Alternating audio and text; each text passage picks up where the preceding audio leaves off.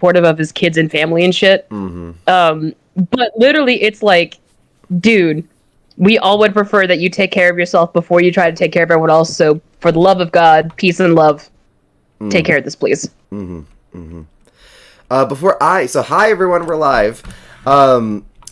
Do you want Pickle to control the music with the background stuff, or would you rather? Okay, you're already doing it. There you go.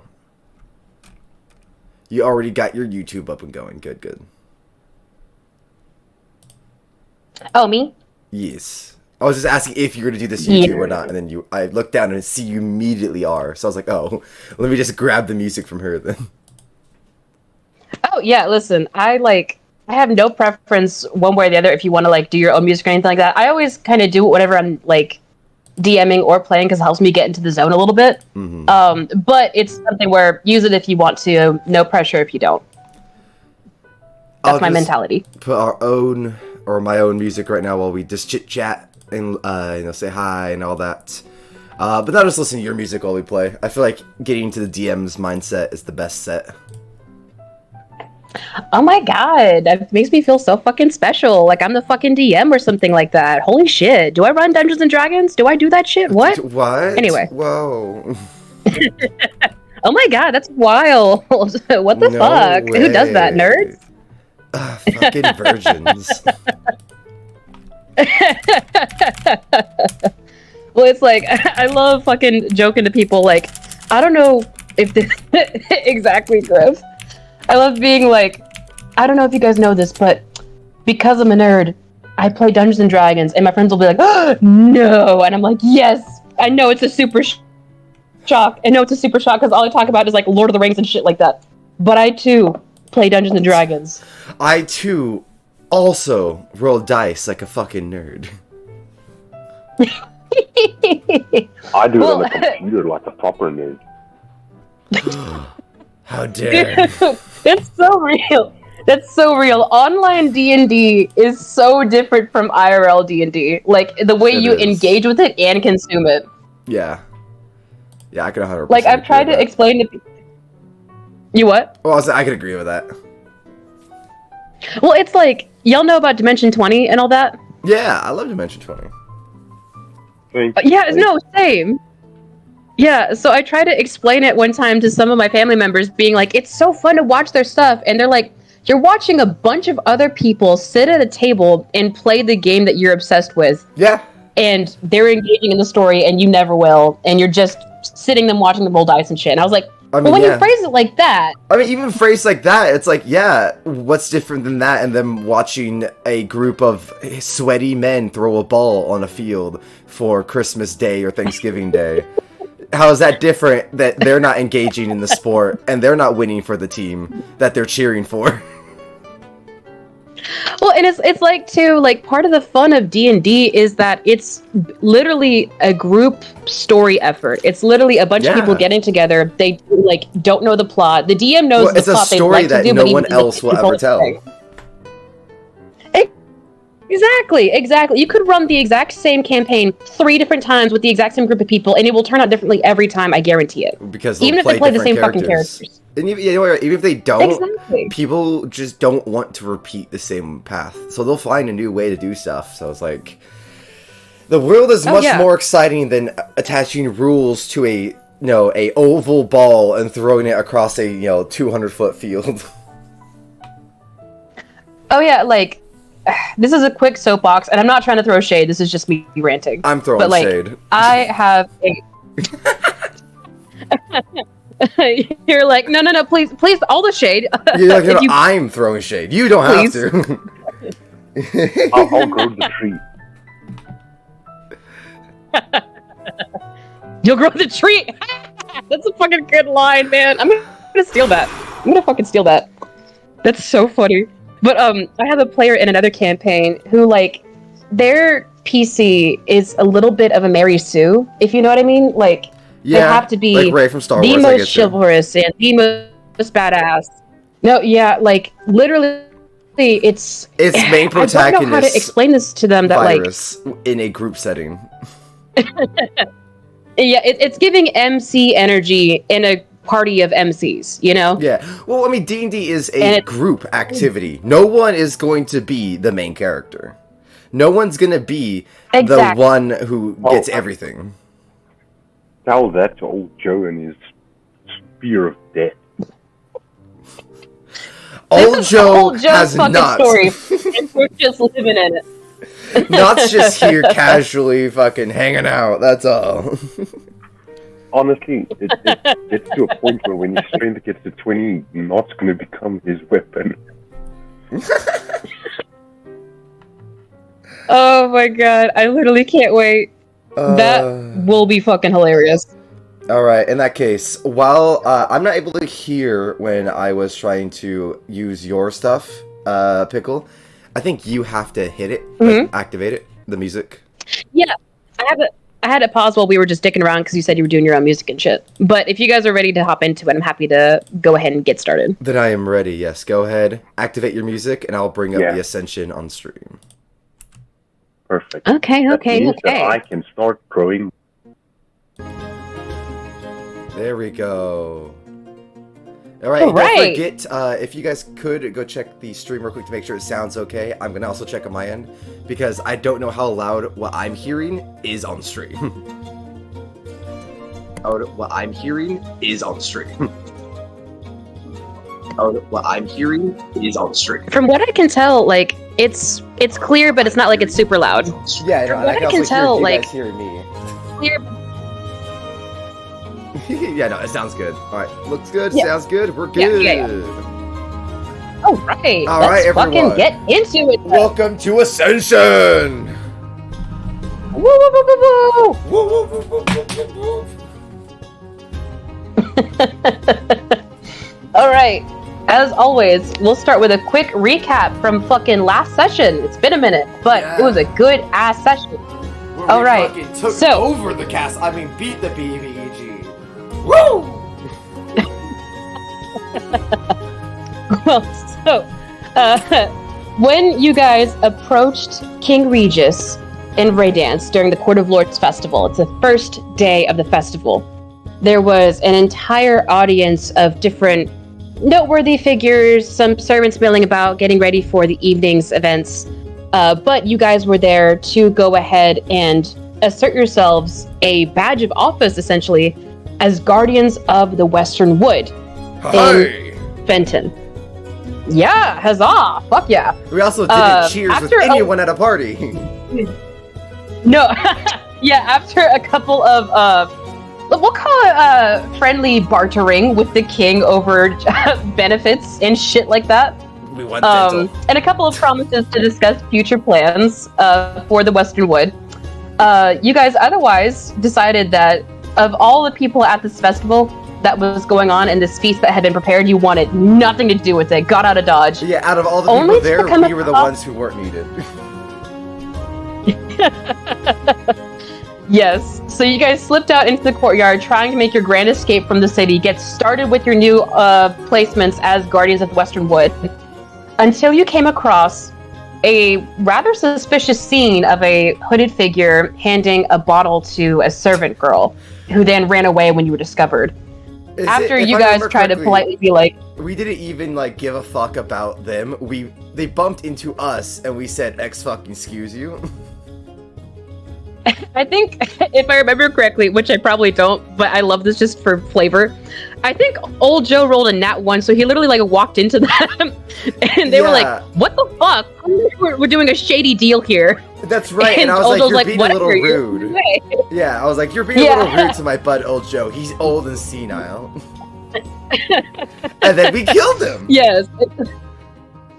No, literally, you guys got ambushed by this very rude, very snarky fucking individual. That's chased right, they you were onto confident. the rooftop of his tower. That's why I killed them, so they were overconfident, saying that we need to bow down to them. So you guys had a whole falling out, even before really the cavalry from the courtroom could arrive, with all the different lords and soldiers that were waiting in there, could even get to the battle. You guys took care of business. We weren't surviving, and even managed to make thriving. It. Yeah, on God, amen. All right. And with that in mind, we return to the scene of our recent battle. And let me just, before we get back into things, set the tone for y'all one more time about what just happened. All right, my puppets are here now. So, right? yes, your puppets are here. Okay, I feel safe again. Bella was able to catch up. Yeah, Bella and the boy, I forgot his name, so we're gonna go Shodel? Kratos. Boy! Shodel Yes, boy. yes. Boy. The puppet that you... Yeah. His name is Boy now. It's canon. Get over it. Anyway. It's okay. Anyway. I'll just, when I'm not, I'll just be like, Shodel the boy, come here. Exactly. So your puppets were able to regroup with you as you guys are staring at this scene of several bodies spread out before you in the ruins of this tower that you were able to carve holes through. You have the... That's right, we collapsed Yeah, there you are. in Hello. on the bad guys, right? Yeah, Old Joe, I believe it was a perfect setup and slam dunk. Was able to set it up, if I remember correctly, with kind of shattering the structural integrity of the tower roof. Mm-hmm. And then Old Joe slammed through to the ground, taking everybody that was above and below with him.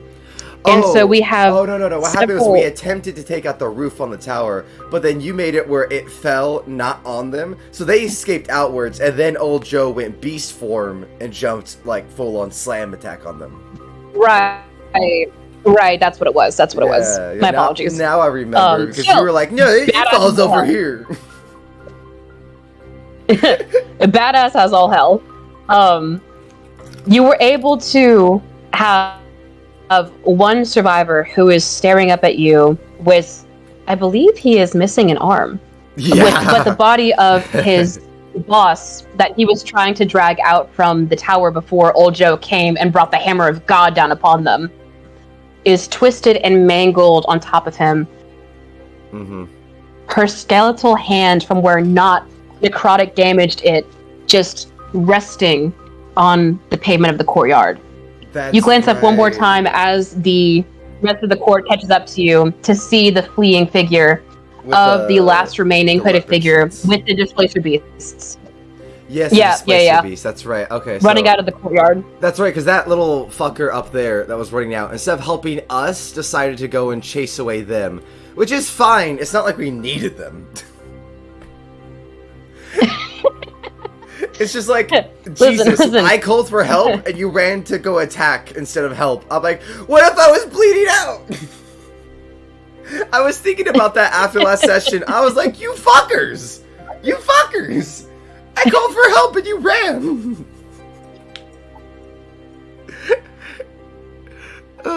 Listen, they got their hands full of a couple displacer beasts and they went, oh shit, and they were like, okay, we'll just work over it. They're fine.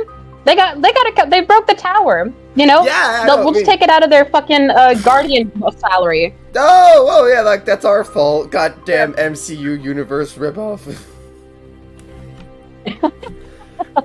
If only that character NPC knew what that meant. Can I roll to make sure that NPC has MCU knowledge just so they get hurt? Fuck yourself. Oh my god. But so you guys return to this scene just after the battle's been completed. What do? You have I turned to Old hostage. Joe. In telepathy. Do you want to pick up this man? Old Joe? Griff? Hello? Are you still having mic issues, friend? Griff, do you need a gentle hug? I hug Old Joe. I know you might be traumatized after killing those people. Old Joe traumatized? Please. He was having a great time. Well, in that case, I'll just pick up the stone and execute this hostage while Old Joe has a trauma. No, I'm just kidding. Are you going to execute him? No, I'm kidding. No, I was just trying to see if that would get Old Joe to be like, no, wait, you motherfucker, don't do that, because he was his hostage. That would be so funny, though. It's like, just immediately kill him. Like, Not's like, why have him here? Oh no, literally, like, I was just thinking, like, how funny would it be if you guys literally were like, oh, so we have this hostage from what could be an attempted coup. I wanted to be the one to kill him, so fuck your feelings. And then you just take him out. That would be so fun. Like, after you guys walked out of this whole fucking feast and festival I set up last session, I put nothing past y'all. Not a damn thing. I mean, listen. I am somewhat convinced you guys would go that route. To do a social, like, meeting for antisocial characters. We're, like, the biggest fucking nerds I'm out not there. saying you're wrong. I'm not saying you're wrong. I'm just saying that was one of the most, like what the fuckery moments I'd ever experienced. That was definitely and a moment I couldn't where be happy, but as a DM, I was like, son of a bitch. Yeah, that was definitely the moment where the player said, like, we don't really care about your story. We have characters they said, fuck and they your play feelings, them. Exactly. Fuck your feelings. We're gonna go kill your BBEG. This is our story. Oh, I'm sorry. Did you take time to make this BBEG? Did you make a cool little animation scene where he summons shadow people? Yeah, they're fucking dead. I did change up the BBEG. Oh, good. I'm glad it's not the dead person.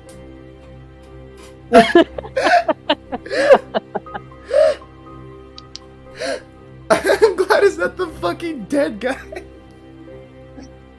Listen. You know what? They were just a pawn, alright? Fuck you. They were a pawn. They were never gonna be my BBEG. Cough, cough, hack, hack. Alright, so I pick up the dude with the crippled arm, and I say, in my telepathic mind, I say, do you wish to die or talk? Roll an intimidation check. So you see, First roll of the big money. I am what we call a big badass rogue. I roll big badass intimidation numbers, like a 17. Okay. Not bad. Not bad. Ooh. Negative inspiration. Fuck Damn you. it. Anyway. Valid. No, I'm teasing. But so, you look down at this masked figure, and he slowly lifts his one good hand up to his face with a slight tremble, and takes off his mask to reveal a elfish-looking individual with dirt caking his face and streaks of tears running down his eyes. I speak Elvish. Speak now, or I break your other arm. Or I have him break your other arm, in fact. And I look at old Joe, who's still beast form. Yeah. He looks from you to old Joe, and old Joe's again, a werewolf, he looks down. Yeah. Does a little, like, good old snarl. A good old horror movie snarl, and you're like... But he looks at you, and he looks at the body of his comrades and of his leader on top of him, and he looks at you very defiantly with it.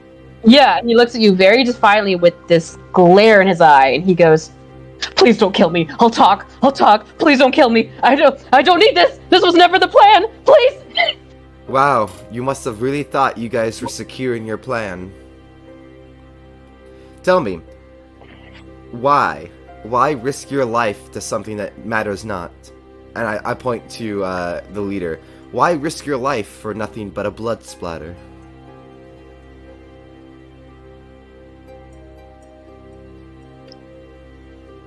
He kind of, like, grubbly and very snottily, like, wipes his face on the sleeve of his good arm. Oh, so if he did it mine, he'd get his head bashed in right now.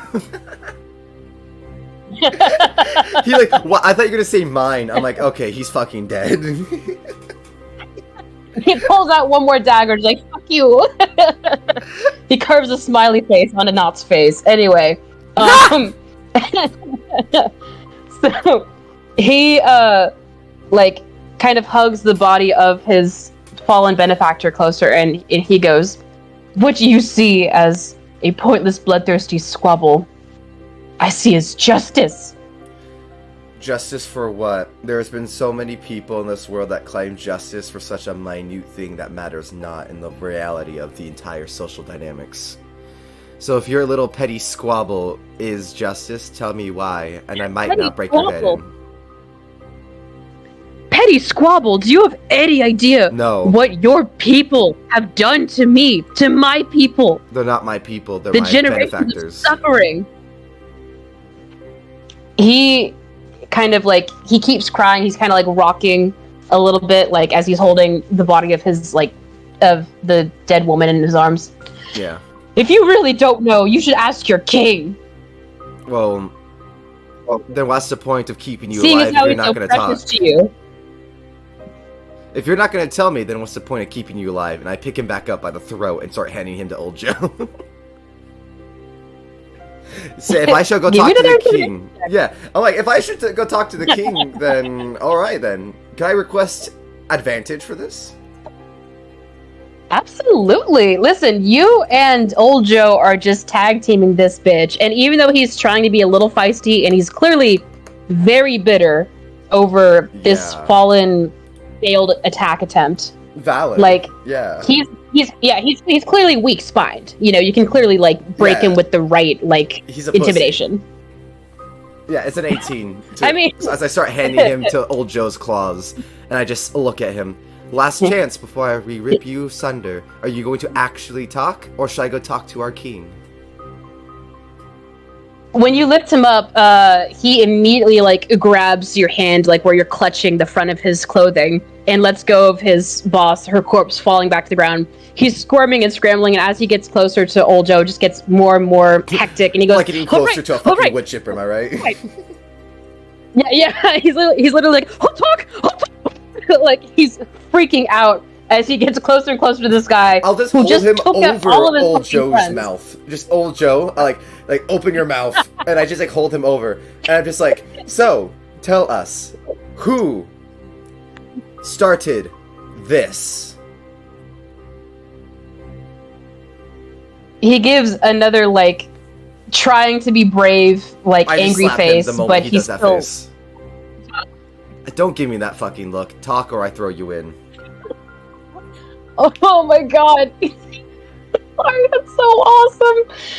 Yeah, so he kind of goes, like he kind of like sobs a little bit as he's like trying to like regain his composure. For crying. Don't be a bitch either. Jesus. Not. Oh my god. Sorry, I'm happy to keep up for old Joe. He's not here. We need some kind of bloodthirsty. I think we're getting into war crime territory. I can hear you, yeah. It's good to have you back, man. Welcome back. Thank God. So you have your mouth open, and I'm dangling this man in your mouth. He's slapping the shit out of him. I think this is a violation of the Geneva Convention. Not even close. That's why I'm doing it. Oh my god. I'm gonna move not closer with this man here. Let me message Rick one more time because it looks like he muted again. Yeah, all good. Oh, I love the emotional of this man and the utter emotionless of not. Yeah, literally not. You're kind of being a savage, and it's kind of working in your fucking favor. Because at first he was about to be like, "Well, why don't you?" If you're so like, he literally just like keeps getting worse as you keep slapping him. And finally, he goes, "We didn't start this! Please don't hit me again! Oh, the fucking pain! Oh, my cheeks!" And when I take you to prison, the other cheeks will be red too, if you don't keep talking. At that, finally, the other people who were rushing out into the courtyard to your aid, they finally catch up with you. You see this older dwarven woman round the curve. Hello, companion. This elder human man and the entire little like squadron of soldiers. Yeah. The V squad formation is here. Yeah. I'm not gonna move all those fucking pieces though, unless you want me to. No, you don't have to. You're good. Cool.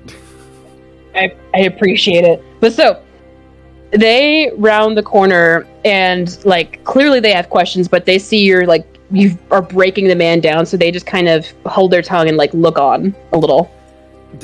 With Chica do you have any questions? He is answering mine currently. And does anyone else speak Elvish? I openly offer, as I'm not trying to be like scary to anyone else. I'm just trying to be scary to this man, which is pretty good at being scary when he wants to be, but he also is not trying to intimidate the rest of the group. Right. You see Chica and a halfling woman walk up as well, and at your mention of does anyone else speak Elvish, she kind of walks right up to you holding this guy and gets right into his face. Howdy! How's it going, hun? I would assume he's not going to say well. His arm is broken, and I've slapped the shit out of him. You're still kind of like clutching him like, hello, there you are. Yeah, I don't know what the hell's wrong with these headsets, so now I'm just using my Bluetooth earphones with my phone. It's all good, man. You're I'll a little turn you up a muffled, little but bit, like, yeah. But otherwise we can hear you fine. Yeah, you're good. Yeah, no worries. I'm gonna toss these fucking things away. Don't worry, old Joe. Knott's interrogating. I got you. Not slapping some cheeks in every way you can think of, and I'm a little uncomfortable as a DM. I'm kidding. I'm a little uncomfortable with how he's treating my NPCs. I'm not gonna lie. Bro, you're being a little mean to my NPCs that just tried to kill you. What the fuck? Yeah, like, I just look at you, just like nod, like I'll be nicer. I just break his neck. Yeah, no, see, I know more torture. Kidding though. I just point to the woman. I don't think he's going to be very well as I've slapped the shit out of him. But do you have any questions for him besides his well-being? Absolutely, I do. And she puts a little hand on her hip, and she has a big smile on her face still, and she's like, "Where the hell are you from, honey?" That is a fantastic question. I did not think of that. The Elvish man looks at what? Oh, sorry. It was just my chat. They did a posture check for everyone to stand up straight. Make sure your back's not hurting. Okay. For some reason, I thought you said posse check, and I was like, "Are you trying to fucking get a squad going here? What's the actual posse age?" Check. Imagine I take the halfling woman with us. I'm like, "Yo, what's up? I like her country accent. I like your vibe. I like her vibes. Yeah, exactly. Yeah. She's got the vibes. When do you guys start recruiting NPCs to the party? Which is funny because we were probably going to do that during the party, and you expected us to do that, and we just walked out. Yeah, no, listen, afterwards, after seeing your big bag. Listen, I'm not gonna lie, like, because it's just the two of y'all, although it's not like I'm gonna give you like a free pass or whatever, I'm totally open and willing to have you guys have like different NPCs come to y'all at different points, depending on what's going on. I would like an ancient white dragon. I would like an ancient white dragon. Shut up. Madam DM, I have a request for an NPC. Madam DM, I would like a Tarask. A baby Tarask. I shall raise it like a little Umber Hulk. It shall think it is an Umber Hulk. You guys get a fairy dragon and you'll like it. Shut up. Okay, it's my friend. His name is Carlos. Oh my god. Stop giving me ideas for like absolute bullshit NPCs, yeah. I swear. He's like, my name is Xanthafar. And like, no, it's Carlos now. No, I'm thinking about Greg, the blue eyes white dragon. Greg, the blue eyes white dragon. Yugi! My boys. I was thinking along the lines of the pet cat that we've been sort of recruiting turns out to be a chimera. or it turns out to be like Bast, and you're like, oh shit. Yeah, either way, I shake him. Answer the halfling woman. Yes, we're getting into the realm of just kittery. We are distracted with our ADs combined. Yep. The man looks at you both, and he kind of stutters. He's like, "What do you mean? I'm from Dijkstra. Dijkstra. I'm from Dijkstra." Liar. I don't even need an insight check. The fact that you took a minute to think means it's not really where you are. I slam him into the wall. Answer again. where are you from as a group? He kind of whimpers a little. I'll cast Primal Savagery. Get a bit of Longer claws? Amazing. Even longer. So you're just claws. extending your primal savagery. Oh, that's awesome. Oh my god. That's so cool! I love it! Okay, so he whimpers and he starts crying again. He's like, the Court of Mists! We're from the Court of Mists! Please, please! I've already, like, I've done, I just want to live. That was never supposed to be. And he starts crying. I throw him towards the guards in Old Joe. And they say, Old Joe, I you got our knowledge. I didn't even need an intimidation check for that one. You want to make a what check? Sorry, friend. What check? I didn't even need an intimidation check for that one. Oh, yeah, no intimidation check needed. Dude, you're so naturally intimidating at this point that, like, literally all the other people except for this one are just standing like a foot or two away from you guys. You just exude fucking don't fuck with me energy. Also, Not has been working this shit hard, so, you know. I'm currently looking at my character sheet, and push drag lift is 1,140 pounds. He can literally move a tower in that primal form. Yeah, no, That's literally. That's normal. No, I know. A tower is 1,000 pounds. I'm just saying, in that primal form, you could easily do that tower then. Yeah, I can just pick up the tower and so they don't want us to build any towers, we'll take theirs. Yeah, well, thank you for the tower. We walk away. We're taking this to the Western Wood, baby. No, I kid though. So once I toss a guy to Old Joe, I just turn to the halfling. What is your name, fine companion? Ah, well met, little puppet friend. And she holds out her hand. I'm called shake it. Aaron the Giant. Hello, Mrs. Giant. Please, honey. Mrs. Giant is my mother's name. You can call me Aaron. Well, hello, Aaron.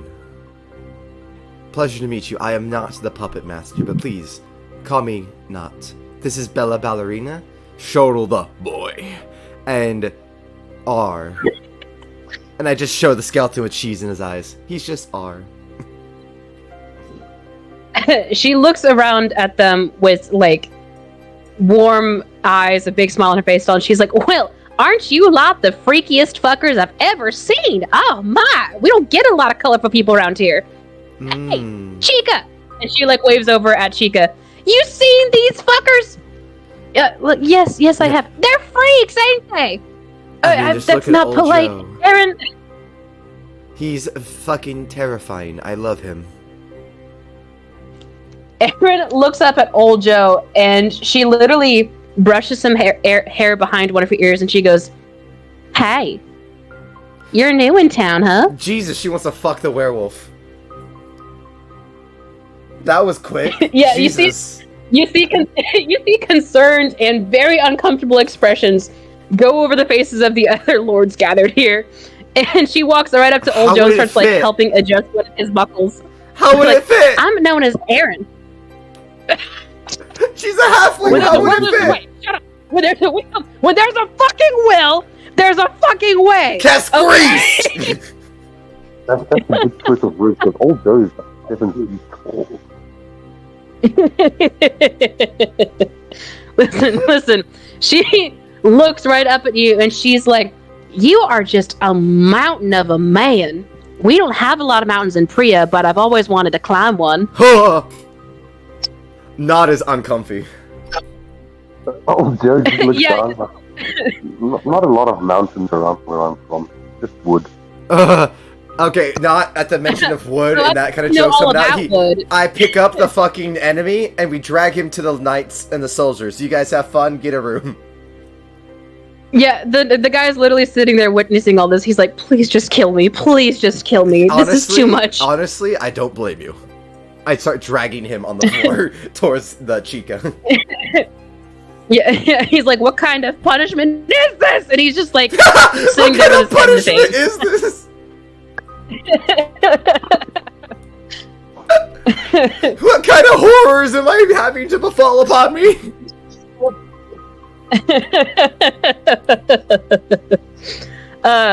before Aaron and old Joe joined you guys, Aaron walks right up to old Joe, and she's like, "I've got a present for you, big fella. Something that I think you'll find mighty appealing." Oh God! Don't And flash she him, reaches. Don't flash him. She pulls open her shirt and reaches down towards her chest and produces a small bag. Oh, thank God. She takes old Joe your palm and kind of gently places the bag in your hand, and she goes, "I don't really have use for this kind of thing, but I'm sure a man of you and your talents," and she does like a long like up and down eyeballing of you, old Joe, "would know exactly what to do with it. If you have any trouble though, sweetheart, you just let me know. I'll take good care of you." You guys And know that like Cusco She scene? winks and she walks back off to Like the Emperor's New Groove, where they think Yeez is about to flash him, and then like she pulls up the dagger, and they're like, "Oh, thank God." That's me. I'm like, Yeah. oh, thank Christ. It's just a bag. Listen, it's session 3. It's getting saucy. Or Joseph, how can I get in contact if I need help? With his strong wood.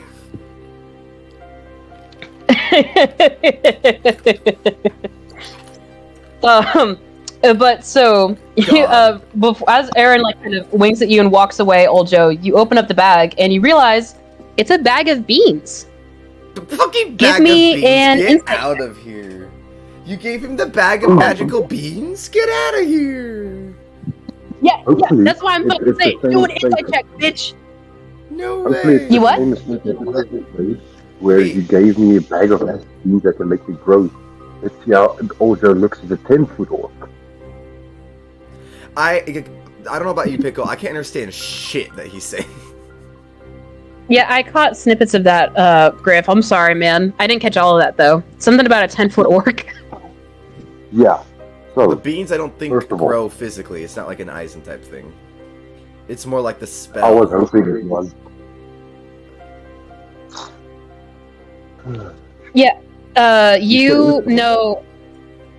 Yeah, do insight, and you're also welcome to do a quick nature check. Yeah, if you want to like figure out what they do. Insight for why she's giving this to you. Nature for what these beans are and how many you have. She wants you to sprout a fucking bean sprout every time you want to fuck, so she can just climb down like Jack and ride on that dick.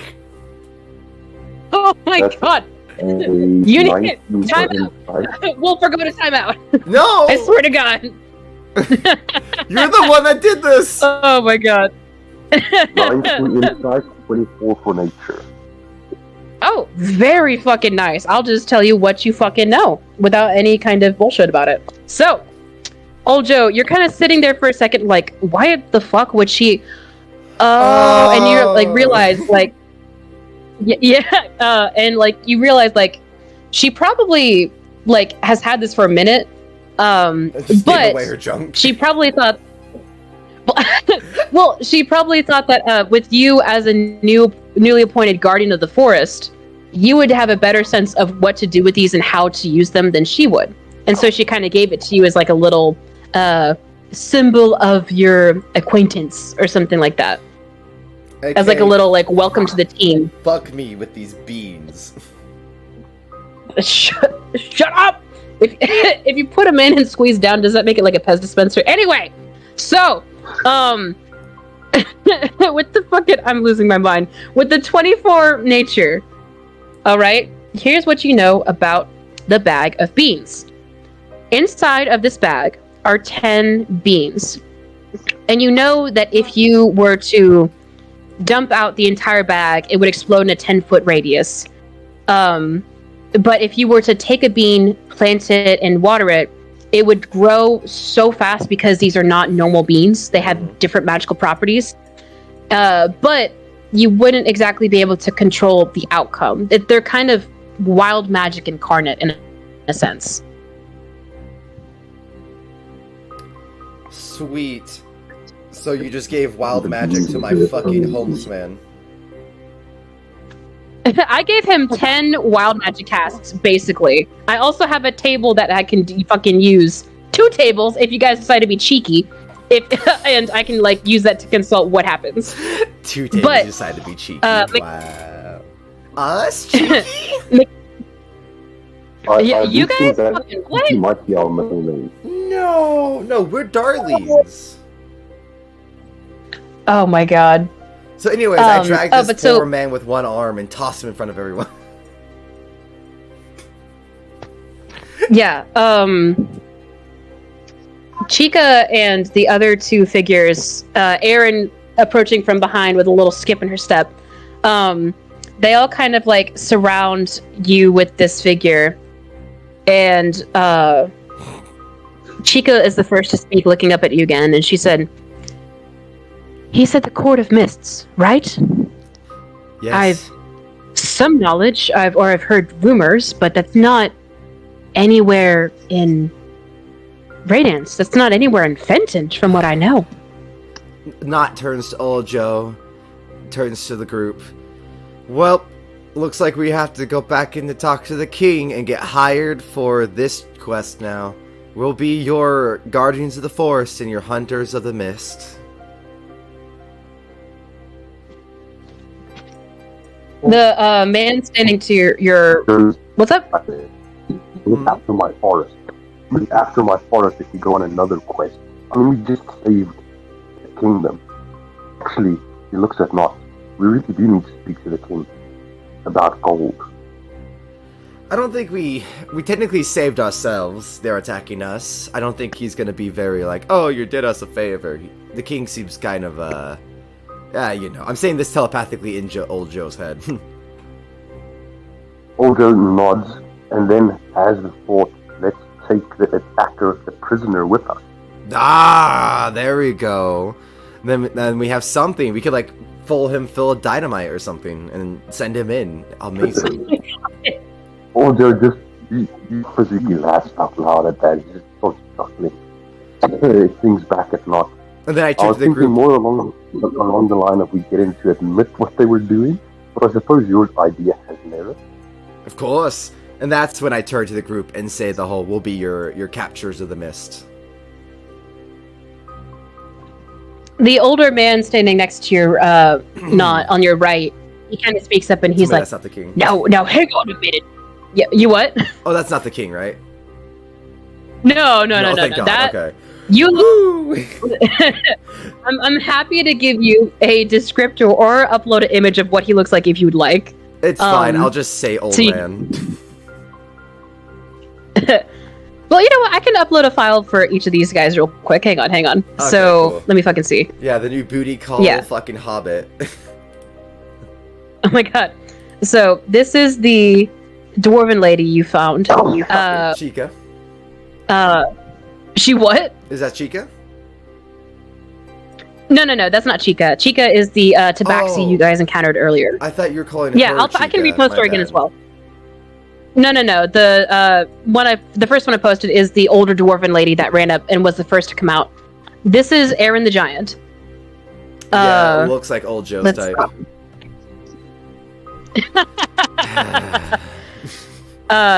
This is the man standing next to you, not. And last but not least, from fucking Game of Thrones. Shut up. Last but not least, this is Chica, just as like a little reminder, in case I hadn't posted her character art yet. That's right. I don't think you did. Yeah, you didn't, but that's cute. Yeah, that's Chica of the Wastes. So that's right. Yeah. Right, go ahead. So the man next to you. Thank you. So he speaks up and he goes, "Hey, wait a minute, you can't just do as you please, peasants. You're lucky to be here at all. We should take this to the king first and see what he wants to do with this." Over, like just physically, like lightly just push him and just say, "You're lucky I accepted your offers at all." I pick up the guy and I start walking towards the king. You're right though, the king should get to decide what happens to him. And then I nod to old Joe and I start bringing this guy with me.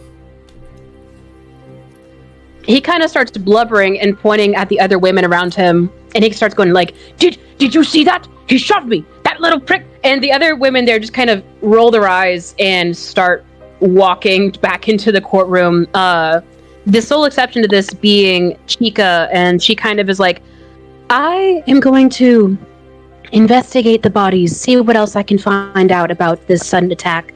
Please, My head turns around give like an my owl. apologies to the king. Turns around like an owl. Thank you, Chica. And then revamps back forward. She receives that warmly. She kind of brightens up, and she, as she walks by Old Joe, she pats him on the arm and is like, "Well done, friend. A word of advice to yourself and your friend there. Be wary of some of these other lords. They're not all as endearing as I am." That's cute. Old Joe just smiles at her with his, Old Joe just smiles at her with his extremely sharp teeth and claws.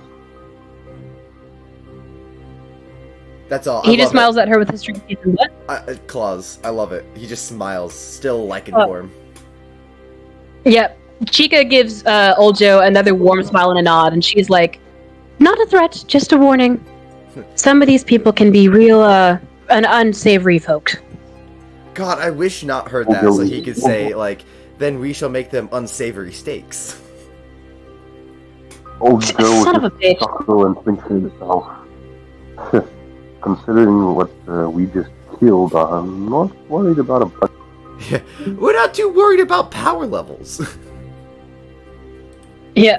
We did also just lose Griff, so I think that's the Dice God's way of saying you should be worried about power levels. The dice gods were like, nope. Alright, well, I'll drag this guy back to the king then, and Viserys lookalike can just be blubbering as much as he wants. Oh my god. Yeah, let me make sure you guys are set up in there real quick. Yep, you are, because I'm a good DM. Woo, you're a good poor fucking DM. Griff with his tech issues. I'm trying, man. Listen, I know I'm like bad about getting into a routine for the first couple sessions because I'm dumb. But I give such a shit about this campaign. I've tried to plan out a good number of shit in the interim time since last session. All good. I imagine R immediately runs up and grabs more cheese the moment we re-enter.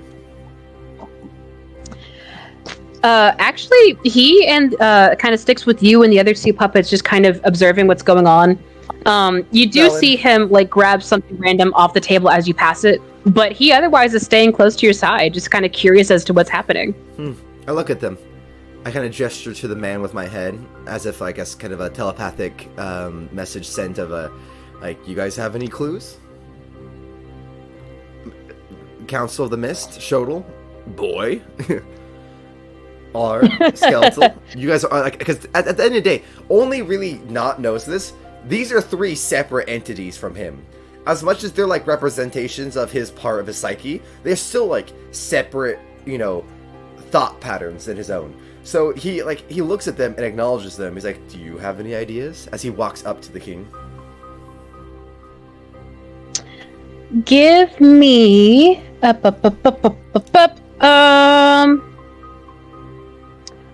do an investigation check. I need to check my note on R real quick. Go ahead. I'm always curious. I'm still curious what you wrote about him. That's an 18 for investigation. Not just can't roll shit today. He rolls only Even godlike. Hello, welcome back. think the lowest- Oh, there you are. I've been hearing what you've been saying. Good. I'm glad. High five. I think the lowest that Joe's rolled today has been a 17. Yep, actually it was a 14 was the lowest, and that was on the disadvantage. Yeah, you guys have done some pretty good rolls today, I gotta say. I'm happy about that. So anyways, does R or Shoto the boy have anything to say? Shotel, and you were asking them if they had just found out anything in general, right? Or if they themselves have any idea about the was it the Council of the Mist? Whatever you said, the Council something of the Mist. The Court of Mists. Court, thank you, the Court of Mist. Mm-hmm. Shottle just kind of shrugs. He's kind of at a loss. Valid. R kind of like walks away for a second, and he goes back to one of the tables, and he a little marionette picks puppet. up a vase. No, yeah, they're like the king's waiting for you guys to like report on like what the fuck just happened, and you guys are walking this skeletal marionette puppet just plop his way down the stairs past this way of like all these like this strange group of individuals that are all clearly like noteworthy figures, and everyone's eyes are just on this puppet. Yeah, walking past them, completely disregarding them. He goes right up to one of these tables. Yes. Where there's of course accoutrements lined out, different foods, and some flowers for decorations here and there. And he picks up a vase with a flower in it, and he walks back up to you, Not, and he hands it to you. My lord. Very, like, emphatically. My skeleton, I know not where I am from, or where my soul comes from, my previous life, or what the skeletal may know from my previous life. But, apparently, this man here that we have caught outside, an assassin trying to coup against you, my lord, not bows, but not in a regal way, in almost like a, you're welcome way, but he doesn't understand that by bowing he's giving respect. And, right. Yeah, so it's just, I'm just stating that he thinks is a you're welcome, but in reality it's respect. It's, this man trying to coup against you, my lord. He states he's from the Court of Mist, and my skeletal says here, I point to not R, and I hold up the vase. He says it has something to do with a rose in the vase. I hold the man by the hair and grab him by his elvish hair. What does a rose in a vase mean to you? He's like, the man looks at you incredulously, like, what? How the fuck should I know? What do you mean? What does a rose in a vase mean to me? I look at R. Did it have something to do with him, or were you just wanting me to hit him with it? R looks at the vase you're holding in your hand very emphatically. He slaps the vase out of your hand, and so that it shatters on the ground. And he picks up the rose out of the liquid and the fragments of the porcelain vase, and he shoves it back to you again. He kind of like, he holds his fist out like lock arm length away with the rose. He kind of points at the man, and he points back at you, and then he shoves the rose back in your chest again. It's an elven nation with a rose as their flag. Is that it, R? R then kind of sits down on the ground, kind of does like as silent movie film as you can get, a very dramatic sigh, and he pulls out a bit of bread that he'd stolen from the table when you were walking up originally, and he just kind of starts ripping it to shreds. No, he just starts like making little bread balls out of it with his hands. You know, you take the bread and you mush it together, and then you just like, he drops it on the ground, he goes back and makes another ball. Sir, I will have to interpret what my skeleton is trying to tell me later, but for now, my liege, the Court of Mist must be found, and I will investigate what my skeleton knows. What would you like us to do? We can be your chasers of the mist, or just your keepers of the forest. We can be many things for you, my liege. Old Joe will like to give R a piece of paper and something to write with. Brilliant! Oh! Interesting! Okay. R so does you hand him know a piece of common. paper. That is true. He does know what? I would say they all know my languages, so they know Common, Elvish, Thieves' Cant, etc. Oh, very cool. He looks at you and the paper, and he picks it up, and you see him scribbling on it for a second, like a kid, his feet kind of kicking up in the air behind him. Excited. And yeah. he drew a little flower. And he kind of like hops as he tries to give it to old Joe, like with glee. I take it back, and I hand the pencil and the paper to him, flipping the paper on the other side, the blank side. I don't want to erase his flower. It's a cute flower. I would like to specifically request words are, tell us what you know about the city, about the Council of Mist, or the Court of Mist. Please, the king needs to know. I gesture to my liege, who I assume is like leaning forward, kind of like, what the fuck is happening? Roll persuasion. Oh, no. Let's do animal handling for this. Because it's not that he's not listening. It's not that he's not listening. It's just you have to get across to him 15. What you're trying to get him to do specifically. 15. 15. Yeah. 5-0. I'll give it. You what? He rolled a d20 and he got a 50, a 5-0. That has to make the d20. A 15, nerd.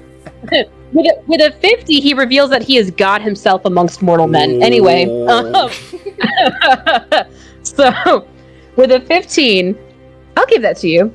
You kind of like emphatically tap the pen to the paper. You maybe write a word here or two, and you're like, do here. that right there.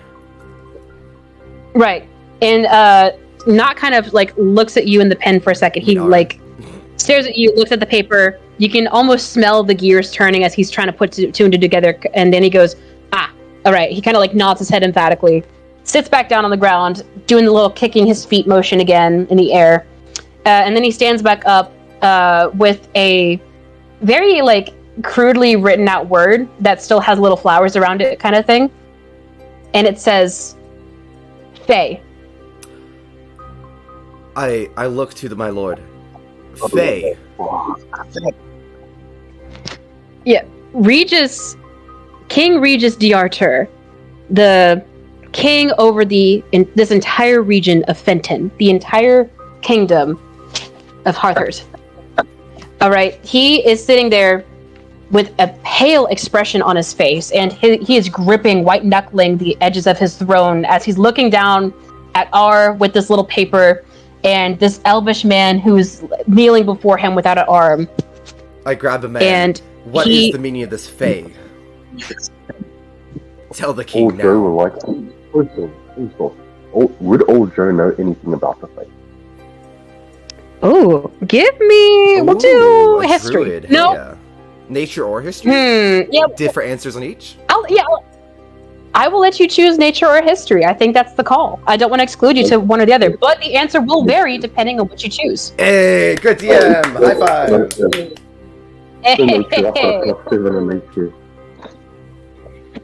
You're going nature? All right, of course. The nature is 7, that's 23. Oh, nature with a 23. Very nice. We're figuring your shit out quick. All right. Are you? Okay, so what you know about the Fae with a 23, all right? They come from, of course, a magical plane known as the Feywild. And the Feywild, not entirely unlike other planes, but more so than other planes, let's say, it tends to overlap with the material realm that you guys currently are on, more so by comparison, like I said, than, say, in the Nine Realms or...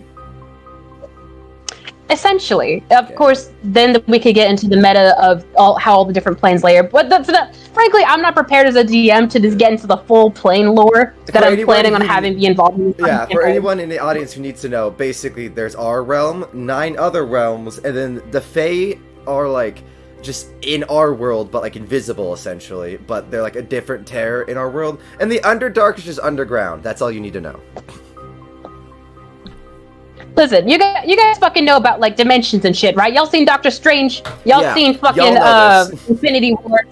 Yeah. Think about it how in multiverses they exist within themselves, but instead of being a mirror exactly of y'all's reality, it's just a Fae world of it. Kind of yeah. It's it has similarities, but it's still its own thing. Yeah. You know, it's its How own. I always run it is you can run through a forest, you've run through 100 times, but this time the moving veil of the Fae is wrapped around the forest, so you run into a Fae forest instead of the normal forest. It's chaos magic. Right. Chaos magic comes from the Fae. Exactly, and Oljo, you would know that too. The Feywild is an incredibly magical place. It's kind of almost like not to do another reference, it's almost the Dark World from fucking Link to the Past, all right? It's got similarities to your world, a great but oh, thank you. I just thought of that. It fits it perfectly, honestly. Yeah. And the other big thing, Oljo, you would note too, is that they also, you kind of put two and two together about what Nott was trying to get at. They're heavily involved in nature, what with wild magic, and there being dryads and satyrs that you know of in the Feywild. But beyond that, what you know of the Feywild in your experience, Oljo, is that it's chaos. The couple times you've come across face stuff in your history with the Western Wood, it's been these eccentric, strange creatures popping up out of nowhere, basically. And nobody knows how many fae there are, how many different courts, if there are a bunch of courts there are. It's a whole thing unto itself. But that is some deep, like, interplanar shit. So what you're telling me is I have to destroy the Feywild. Got it. There is no way to destroy the Feywild. Woo. That's a can of worms we're not even going to open up. Mechanic. We're not introducing the kill god mechanic in session 3. That's not even a god, that's like a universe. That's killing a world. Bitch, that's blowing up. It's a very big piece of land. Jesus. You can make a planet. Alright, so while Joe's having this fucking revelation of knowledge in his head, I push the man forward, tell the king. As the king, I assume lean forwards to him. He raises his head slowly to look up at the king, and whereas before you saw a coward who was just trying to cling to his life, he looks upon King Regis, and his face completely distorts in anger. He goes, "My liege," and he spits on the ground in front of the king. "I have nothing to say to you, monster."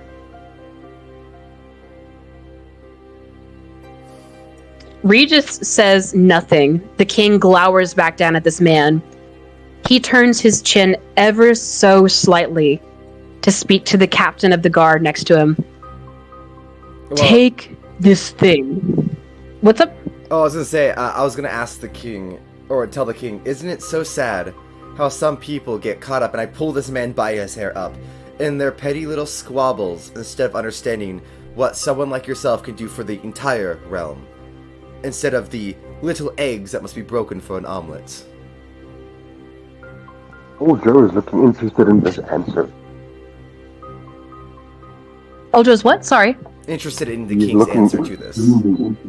Basically, I'm prompting a very interesting question to the king, and old Joe's excited to hear his answer. Yeah. The king... It's more like he's excited. He's got a bit of the knowledge from the face, so to see that type of reaction, that's usually nature destruction. So old Joe's quite interested in what's the king's answer. And even though not an old Joe, you guys are staring...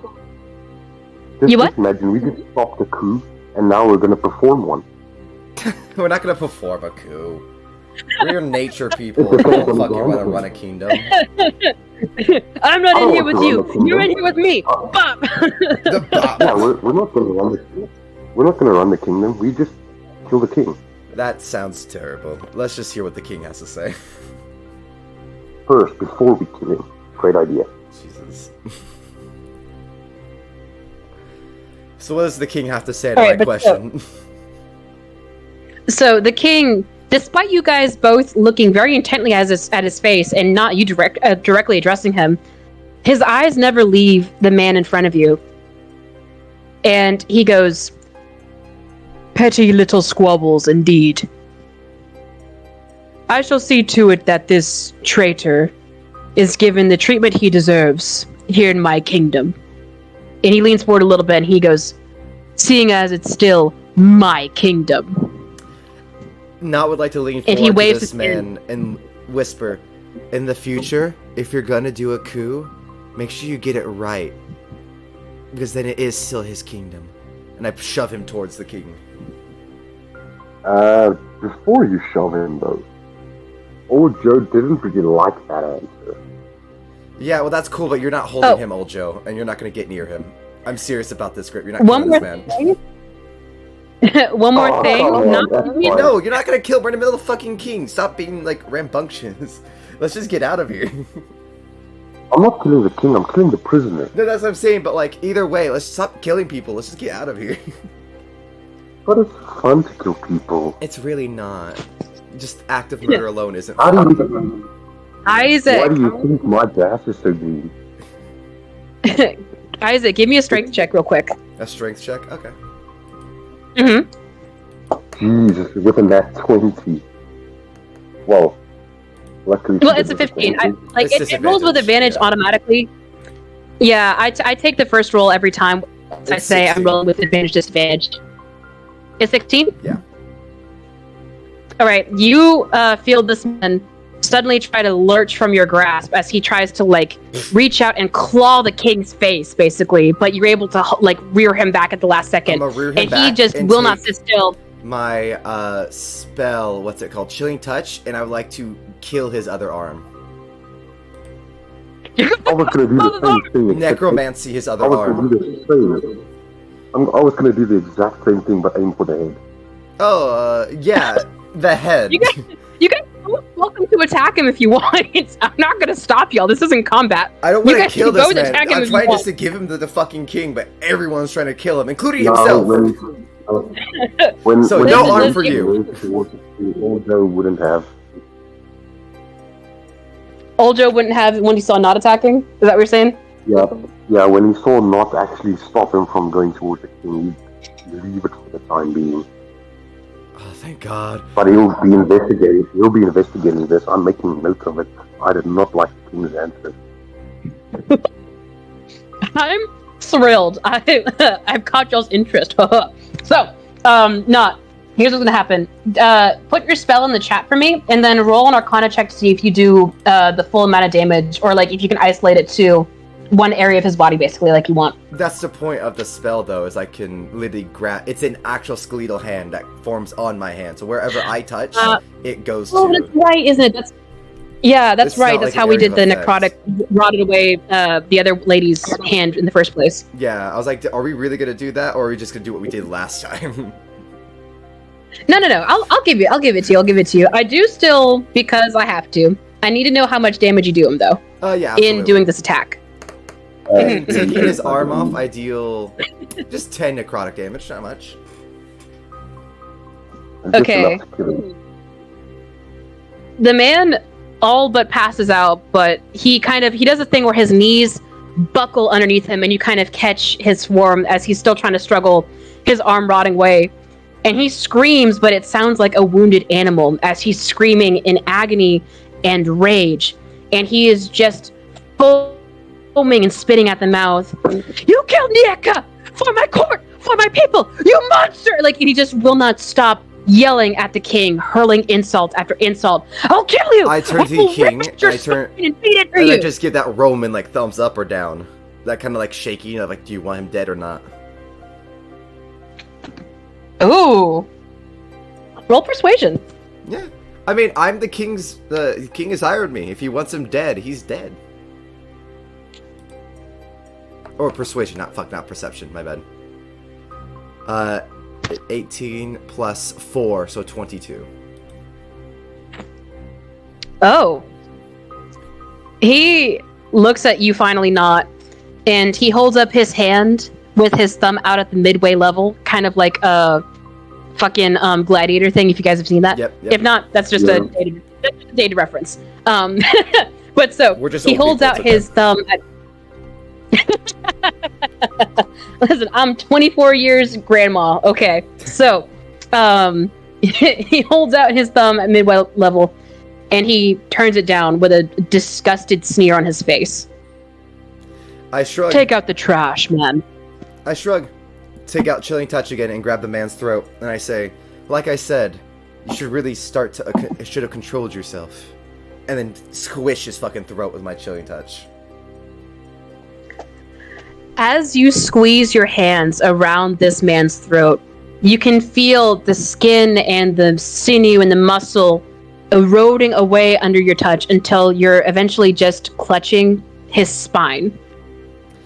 His eyes never leaving Regis, and this stricken expression of pain and fear, but above everything else, rage across his features, now stiffened in death.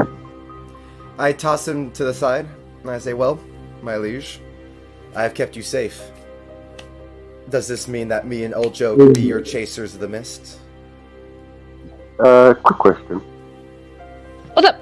Is he gonna count it? Well, I suppose so. He is a humanoid. Add him to the that kill is count. small or medium? What was it last bit? He's a humanoid, but what? Yeah, what? Is he a humanoid that is small or medium? Medium. If you're gonna resurrect him, then yeah, Yeah, you can he's a resurrect him. humanoid. Yeah. Are you gonna resurrect? Oh my god! Sorry, I'm getting too excited. Please continue. So, let me just take a thing of this. Fungal infestation. If a beast or humanoid that is small or medium dies within 10 feet, you can use your reaction to animate it as a zombie under your control, with 1 hit point. It obeys your mental commands, and the only action it can take is the attack. Yeah, we don't want your One NPCs, melee. Pickle. We make our own NPCs. Exactly Listen. my fault. I'm fucking thrilled. Oh my god, that's amazing. thing- Okay. The best thing is, there's no time limit on how long the zombie lasts. Yeah, unlike normal raised dead, it's a fungal infection, so it's directly connected to him. So we just have a permanent, like, fucking fungal friend now. Yeah. Yeah, I You've will only got say, 1 so hit point, but I can raise 5 humanoids or beasts for long rest. yeah, so and here's what happens: you animate his corpse, and How does You do kind of do you, like, see this- blow mushrooms on him? Do you blow spores? I want to know. I want to hear. Like, yeah. Tell me how you cast the spell. That's a good question. Please do. Please do. So, he has seen that he wanted him killed. So what he's going to do is he's going to quietly drop a few seeds just on top of his body, sort of into his coat, so that the fungus can infest him from the outside and from where he lost his arms, since both of his arms were gone. I don't know how he's going to make a melee attack, but in any case, He's got bites. Well, You it's mean like from his we're like first Michonne episode? from The Walking Dead. We'll just use him like a fucking like zombie detector. yeah, honestly, Oh, yeah. the plan is just meat shield. Yeah, exactly. We could pick him up and just have him be like "Roar," as we fucking run ahead, arrows pelting into his corpse. So, I'm going to reanimate him, but I'm also going to command him to stay down for the moment. Okay. Interesting. You don't And want to like stay show down. off to the king. You be like, look what I can do. Yeah. Yeah. Yeah. So I'll And the only other tell thing the I want you to king do is that I'll get rid of the body. you offer to get rid of the body. Yeah, Oh, I'll I offer like to the that. king that I'm going to get the body and get rid of it. I like that a lot. I'll give it the body, my liege. And then animates him. That's awesome. That's actually pretty fucking badass. That. Yeah, I was gonna make you roll sleight of hand originally, but I think you fucking with that kind of like gallant, my liege, allow me to formally dispose of the last of the trash. Like you kiss ass just enough that like it's It's not noticed. something where he falls for it. Yeah, exactly. He falls for it, and you get up in there and you plant your seeds, and you feel your magic take root in this new corpse. His arms gone, his throat but a skeletal remain, his head kind of like Oh, Joe. wakefully bobbing on top of it. Oh, Joe, I look at you, I give you a wink, and then Knot pretends to do a puppet master as if he picks up the corpse with strings. And as he does, you animate him upwards as if I'm picking him up like strings. Yeah, for sure. Not telepathically. We can definitely do that. So I like tell him in his head, telepathically, right arm, and we pick up his right arm. Pretending as And if then he just sort of applies it. yeah, like Yeah, a he fake just sort of string waves is his pulling up. thumb. Yes. Make it not Yep, look like a and badass.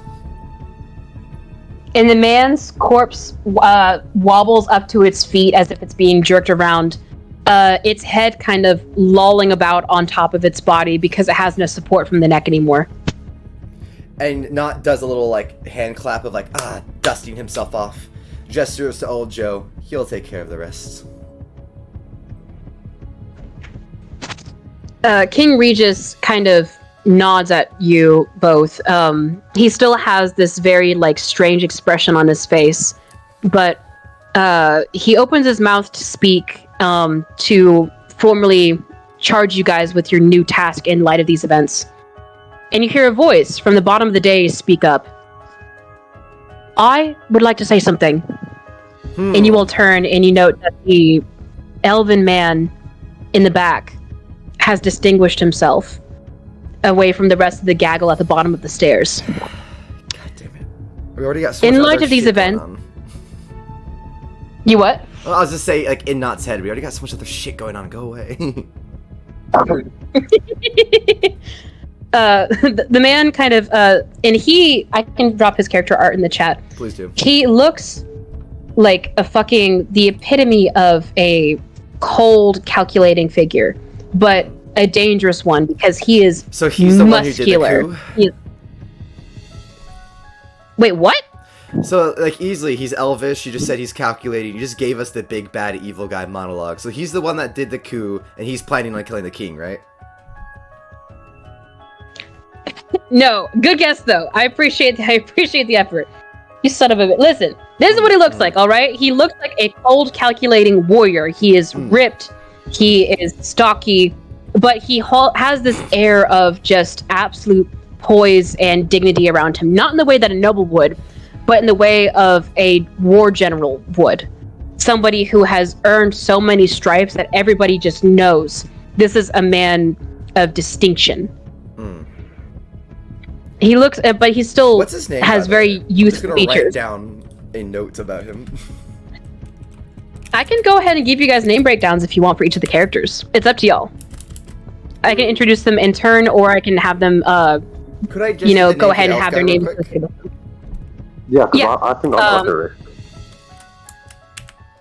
Yeah. So the elf guy's name is Roland the Unchained. Cool, okay, there we go, there's my note. Oh, made my note in chat, feel free to take a look. Oh my god. The fucking worst, I swear. Griff, it would be funny if this really is the person who did the coup and she's just like, son of a bitch, not again. You guys don't know what I have fucking planned. Shut up. We don't, and that's why I'm laughing, because that joke might have been real, and that's what made me laugh. Listen. Listen, I appreciate the instinct. I'll just say there's something different going on.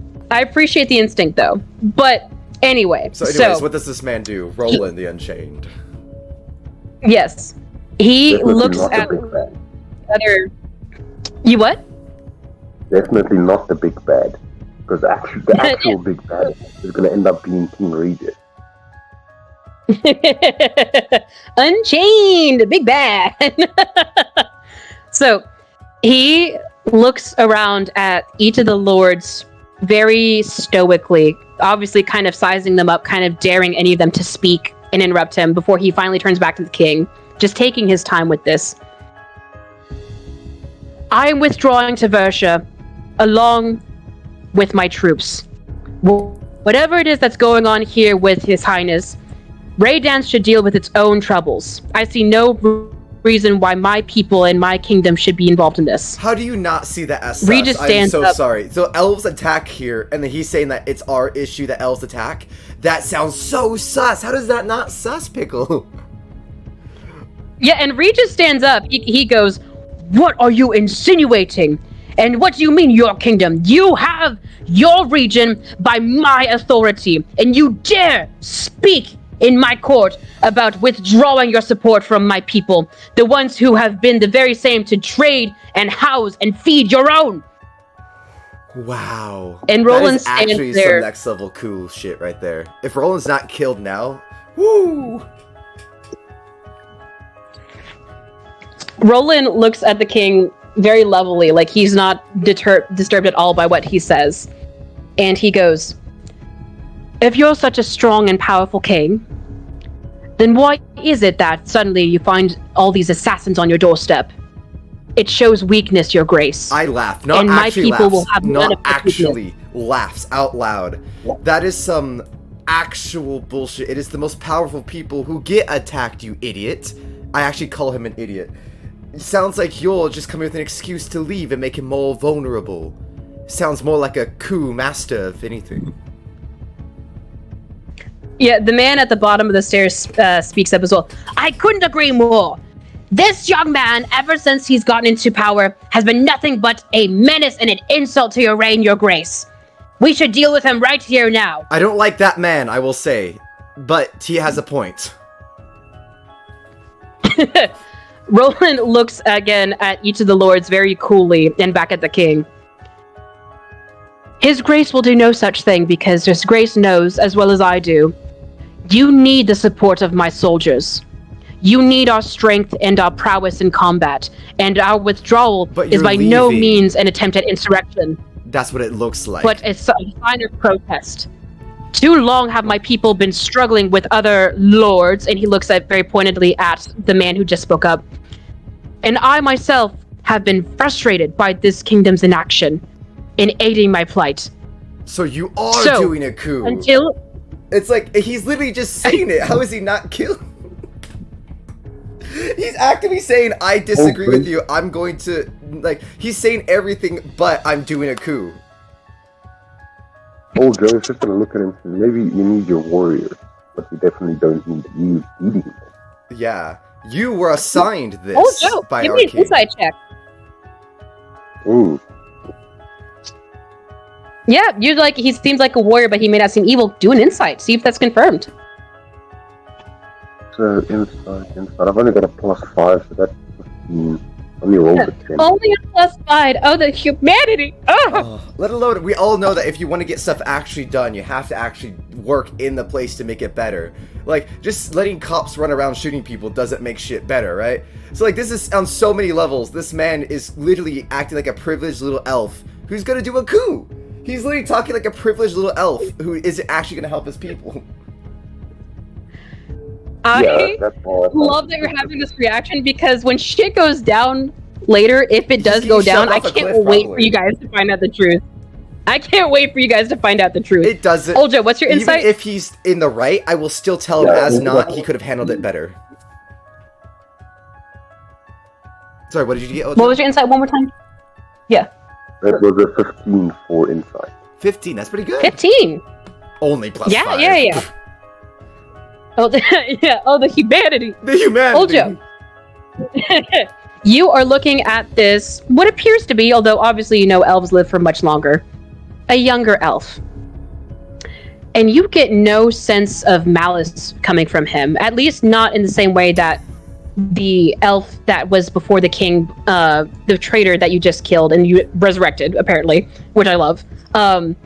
It's not the same thing. Like, you get a very strong... If he's sociopathic and not showing the emotion, that's even worse. Like, this is, like, scaring me now that this guy is not showing the emotion.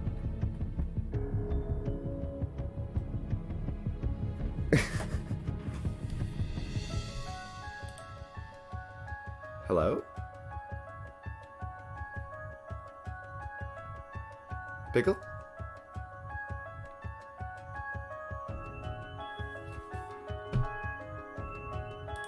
Hold on. My voice just went completely down. Hello? Hold on.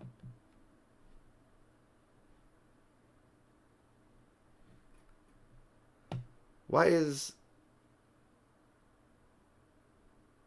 Hello? Hi. Hello? Hello? We're all good, right? Yeah, sorry. I like, just... My entire Discord, like, almost just crashed on me. I don't know what happened. No, same. My, like, voice connection just completely flatlined for a minute. That did it for you too, then? Yeah. I don't know what that was. I don't know. Yeah. This could be 6 times. Okay, I was gonna say, I wasn't like Wi-Fi, like Roxy was suggesting in my chat. Like, I was like, my Wi-Fi is fine. Like,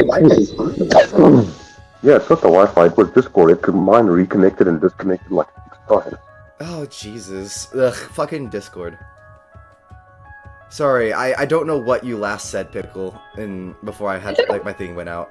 Last thing I heard was him calmly, like a sociopath apparently, not having emotion when saying this, which is, like, even more terrifying and scary, I wanted to say. Like, he has no emotion, that doesn't make him innocent, that just makes him look even more like a sociopath.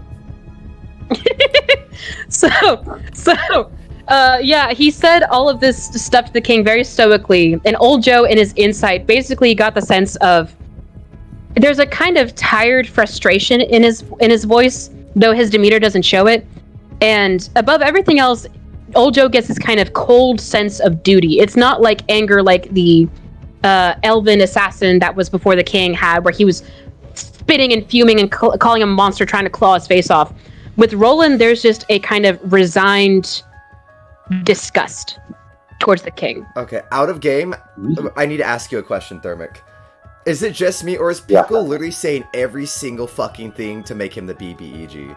Like, she's not describing him as an innocent man whatsoever. She's describing like an angry person who would have a reason to kill the king. Exactly, which is exactly why he's not the big bad, it's the king. Or the guard captain, maybe. Or someone else. It's just, I don't like this guy. He definitely looks like he's sus as shit. Like he's gonna push us off a cliff. Oh, don't worry about it. I've got a plan to deal with that. So, I picked up something on the assassin earlier when he was ranting and raving. I'm gonna ask this elf why he doesn't seem more angry about Nika. Or the Fae.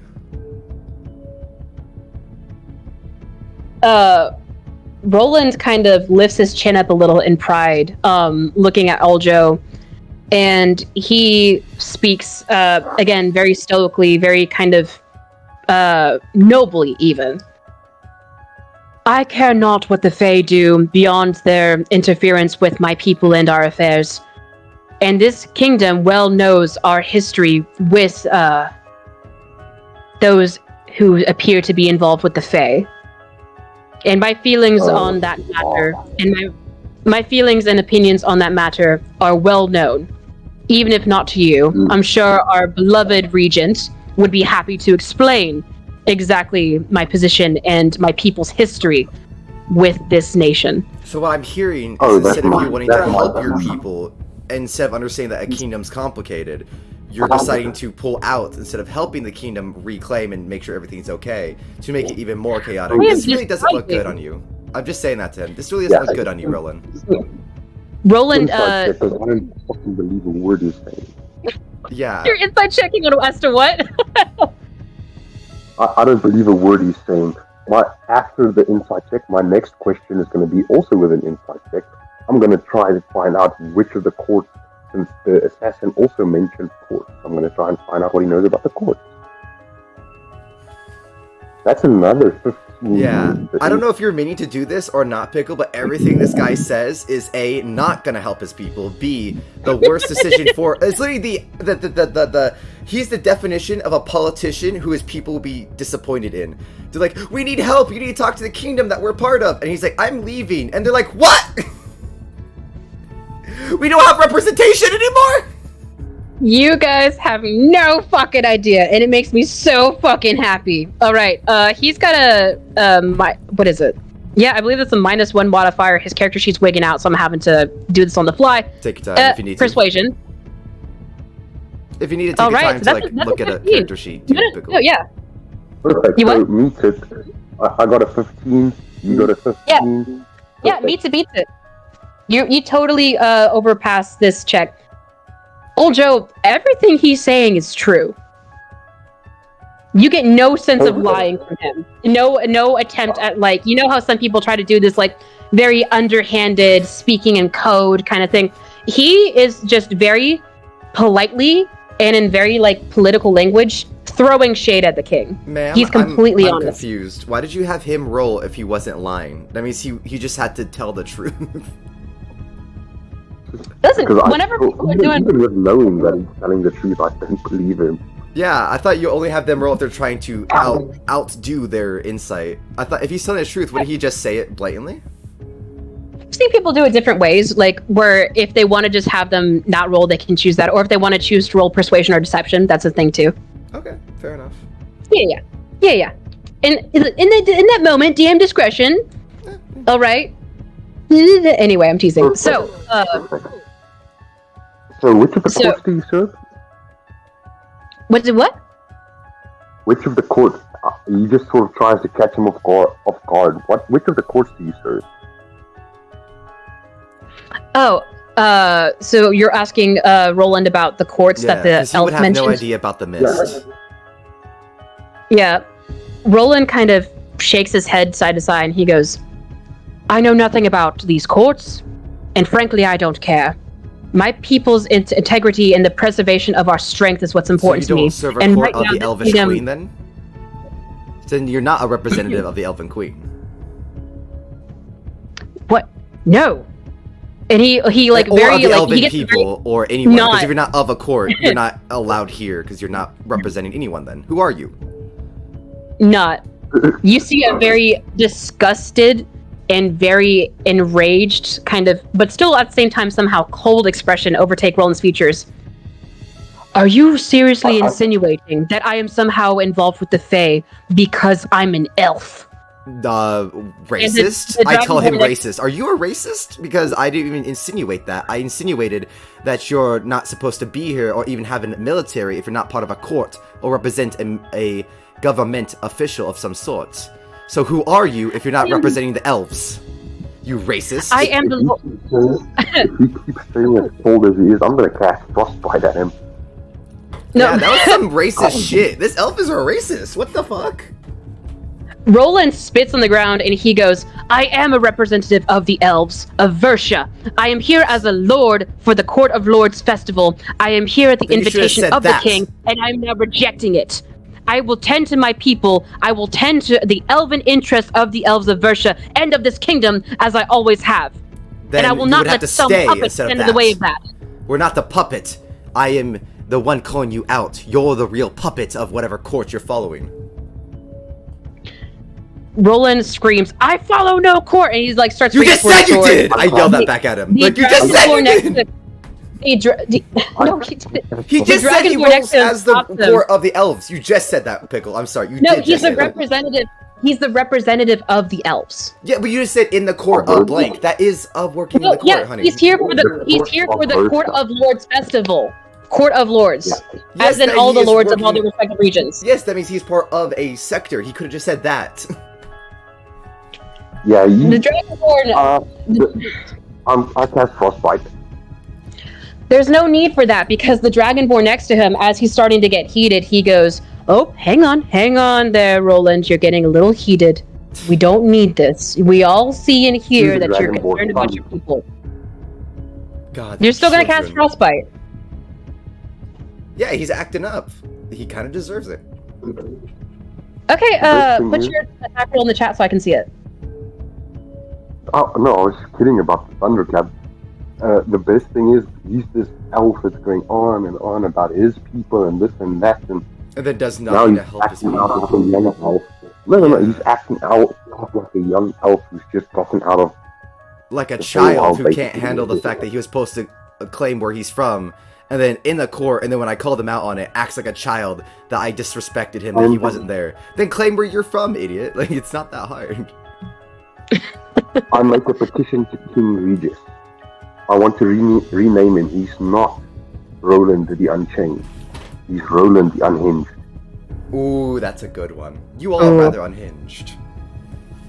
Yeah, the king snorts and he goes, "Clearly, Roland, you forget yourself. Nobody here is insinuating that you or your people are affiliated with this pest." And he looks over at the corpse of the elfin man, standing next to old Joe. I've done literally nothing but ask you questions regarding your status, and you've done nothing but freak out. If you would have answered finally and blatantly, none of this would have happened. Roland kind of shoves off the Dragonborn that was trying to stop him before, and he kind of collects himself a bit, and he goes, "Perhaps if I had had the support from this kingdom, I would have had the patience and wherewithal to do so. But I see no more reason for us to continue these civilities and these frivolities when we both know the real nature of our relationship, your grace. Send your representatives if you want to negotiate. I have no more interest in this. Good day." And he walked out. As Roland is walking out, Old Joe will loudly say, "Can we start with investigating him?"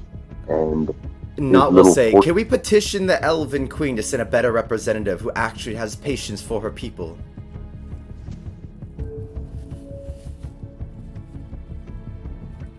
And you guys go and see the Elven Queen since you're the king of the whole region? Yeah, in fact, that is a good question. If he is the king of the whole region, why wouldn't he just go talk to the Elven King or representatives themselves? You guys get this, understand, well, how do I say this? Is the king also racist towards elves? The only one that was racist so far has been the elf, to be fair. Yeah, maybe there's a reason he's racist towards the elves. Roll. Oh my god. How do I want to do this? Oh, Joe, that was so funny when he said civilities, as if he was being civil. Oh, I came into this entire thing uncivilized and rude. Oh my god, and he got what he got back towards him. He acted like a child. I'm just waiting on a roll. I can do deception, I can do persuasion. Yeah. Do perception. Well, is Do that perception. persuasion or perception? So perception is a 15 plus 8. Damn, boy! All right. Joe is proficient in wisdom. You what? Old Joe is very proficient when it comes to wisdom. To looking at things. Yeah. With a passive of 23, he better be. He better be, absolutely. He gets like a 1. Oh, I can't see shit.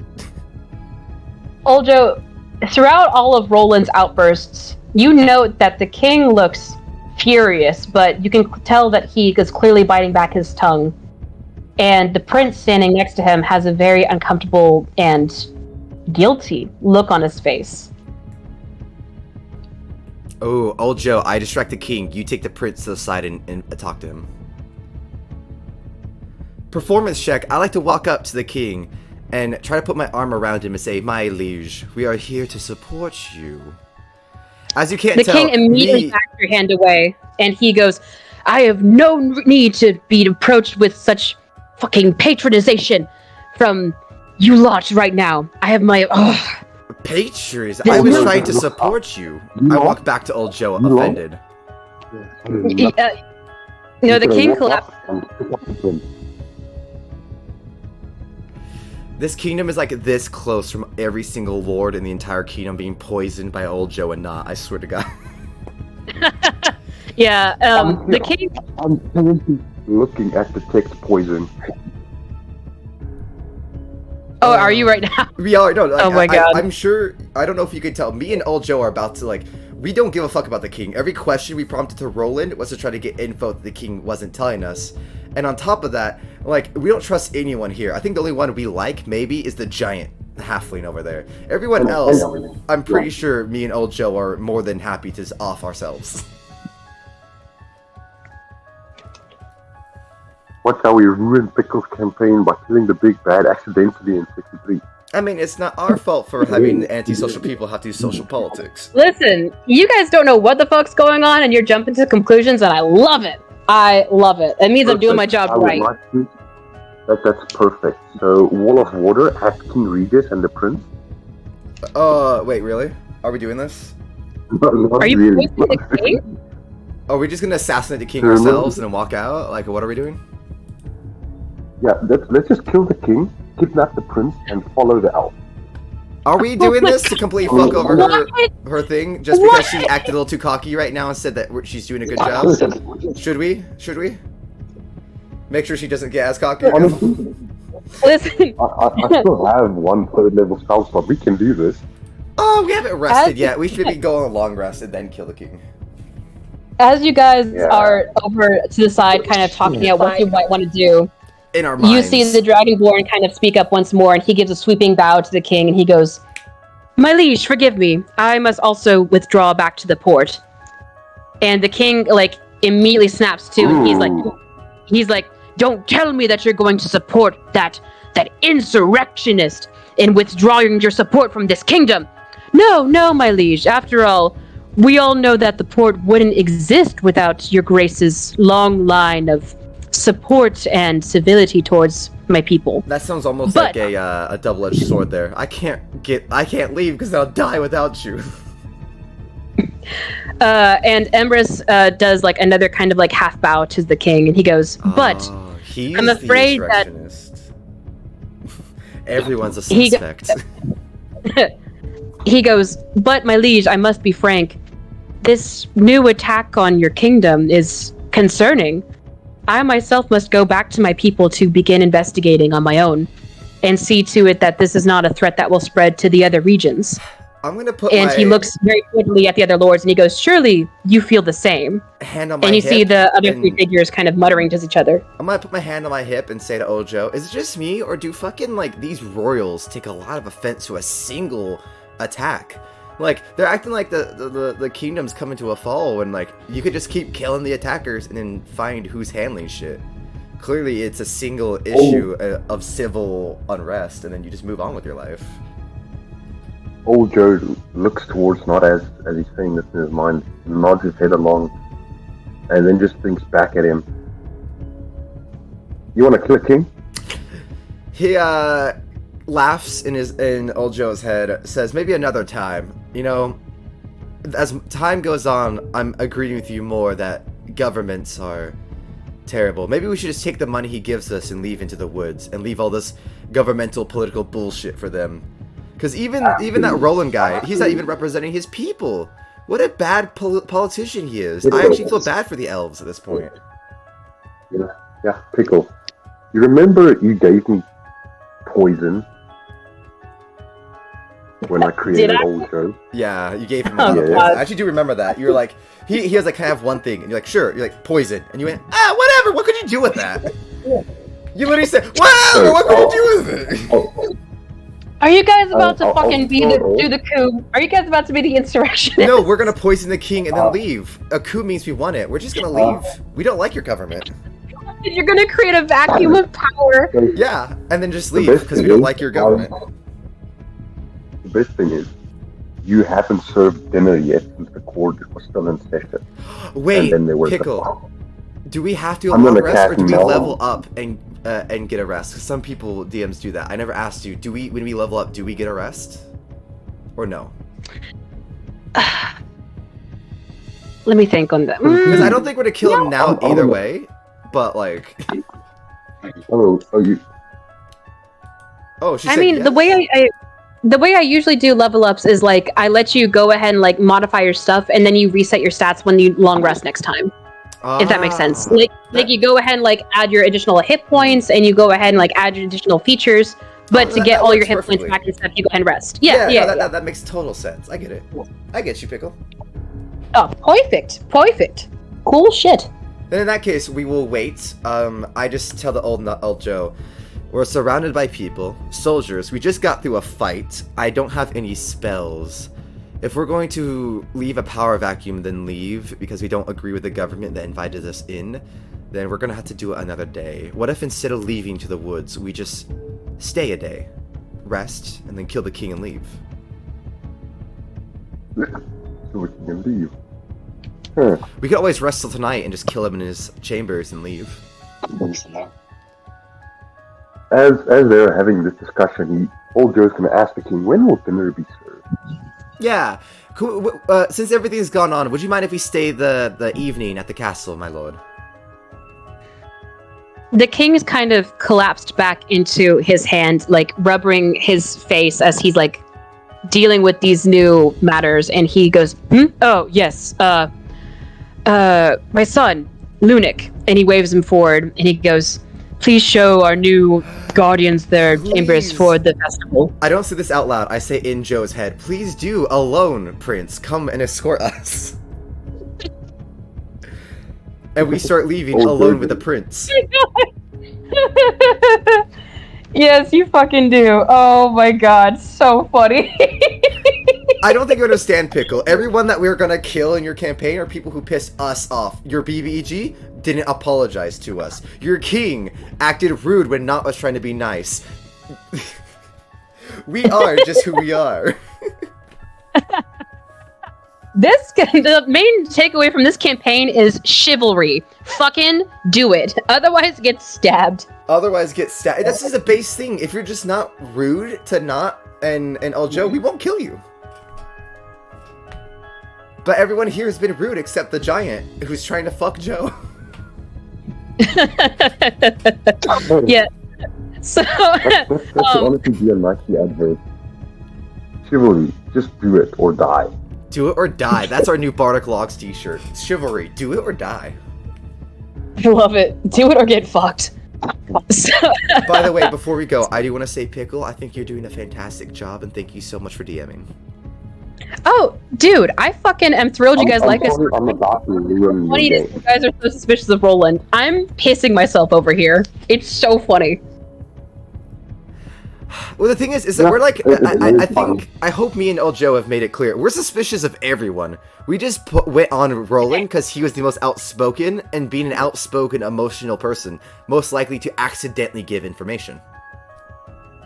Yeah, like the assassin that gave me information on the Feywild. I like to imagine person in our that heads was while we're involved walking with the prince, this is me and old Joe talking to God right now. Yeah. And by God, we mean we're talking to each other. We are gods, you're right. But jokes aside, we would like to walk with the prince. We have some questions for him. All right. I uploaded his picture to the chat, by the way. Thank you. Yeah, that is Prince Lunik. What an honest on God, kind of handsome. Love his hair. And you see the princess also stand up on the king's left to go ahead and join you guys, basically. No. But the king also waves her back down, and he goes, Solana, please, I need you to just leave them be for the evening. It seems as though they're caught in their own affairs, and I could frankly use your comfort in all this. And she kind of like rolls her eyes and sits back down with her cat. Ew, that's gross to say comfort with your daughter like that, bro. But I don't say that out loud, but I just want to state in old Joe said, that was kind of creepy, right? Oh, Joe's just concerned for the cat. Why did he specifically say sit down with the cat? Oh, I think that's just to keep her there. I don't think he's gonna mess with the cat. No. The princess just kind of, she had her cat. She was just kind of sitting there very bored, like stroking the cat and all that. She stands up to leave. The king goes, no, please stay here with me, boo-boo. Yeah, don't worry, old Joe. The cat's just fine. It's fine. The cat's fine. It's okay. You're okay. Yeah. She's just Do like... you have a picture of the cat, by the way? Wait, I might have a picture of my own cat somewhere. Let me see if I can that's the upload one. princess's cat. Yeah, but old Joe, could you believe he said our own affairs while we're trying to help him? This guy just is asking to get killed. Yeah, he really is. Do you know what's funny, old Joe? Is that like I have some because I'm a rogue 1 now. So while Pickle gets her cat pick, I could rogue it and just kill the king if you want to give me that poison. No, I don't want to kill the king. He's just a consequence. I'm just gonna kill everyone. Oh, so we go to the Great Feast and we poison everyone. I have a +9 to stealth, by the way, so I could poison everyone's. Oh, 6 to stealth. Oh, I've got meld into stone, so no one will see me. Cool. So we're gonna kill the entire council here. Great. Yeah, we're gonna kill the whole castle. The only one who's not gonna die is the... And then we leave and still act like heroes of the Westwood. Yeah, we're still gonna be the heroes of the Westwood. We don't care about them. We just care about the woods. We don't care about the king. This BS bullshit here. I love it. Honestly, I love this. And I love that Pickle is like playing the characters perfect. She played Roland angry. She played the cats. She played the fucking everyone. She's playing such a good set of characters right now. Thank you. Also, I'm totally self-inserting. These are my babies. These are my fucking kitty cats. I love them. Pick which one you want for the campaign. Oh, I want the bottom one, the chonker. Yeah. I want Linguini. Oh, that's the white one. Yeah, Ami's the bottom one. It's like kind of like Ami, yeah. Okay. Yeah, exactly. Yeah. She is a chonker. I took her to the vet last week, like I said, and they said she weighs 13 pounds. I was like, 13 pounds! Jesus, what a chunky bitch. Listen, they're both my lovely ladies. I love them so much. Anyway, so now Ami's in the campaign as canon. Anyway, so let me kind of let me change up the ambience for that as well. It's something a bit more chill. Yeah, just because it's like I don't think we're gonna kill the prince. We're just gonna question him right now. So yeah, we're good. If you guys kill the prince, I will act the shit a brick. Are we gonna kill the prince? Okay, then never mind. When he takes us to our room where Jason Voorhees seen him by slamming him halfway into a bed. Yeah, and by now I think what they're gonna do is if we kill him, I'm gonna cast Purify Food and Drink, and then we eat him. What? No evidence. I can't eat, fucker. No I'm evidence. I'm a puppet. Jesus. Exactly. You're quite literally a moving trash can. What if we just put him inside my hollow chest, and we can just keep him there, and then as we kill the king, unravel my chest, and his body just put it onto the fucking table as they're all poisoned. Or we kidnap him, kill everyone else in the castle with poison, And then we put the prince as the new king. And we become his royal advisors, and if he doesn't listen to us, we kill him. Jesus H. Oh, I'm losing my mind. This is so good. This is so funny. So I just like to point this out for you, so that you don't think I'm just doing things for shits and giggles. Yeah. Okay. No. Listen. I never have ever doubted you guys playing your characters exactly as how they should be played. I just think, like, I always think it's so funny that I'm like, oh, surely they can't be that chaotic. And you guys are over here like, what if we kill the king, put his son on the throne, and basically make ourselves the kingdom? Yeah, pull a fucking Cleopatra. Pull a fucking Cleopatra, but then Cleopatra kills us, and then he becomes the king, and I'm proud of him. I hold him and say, you always were like a son to me.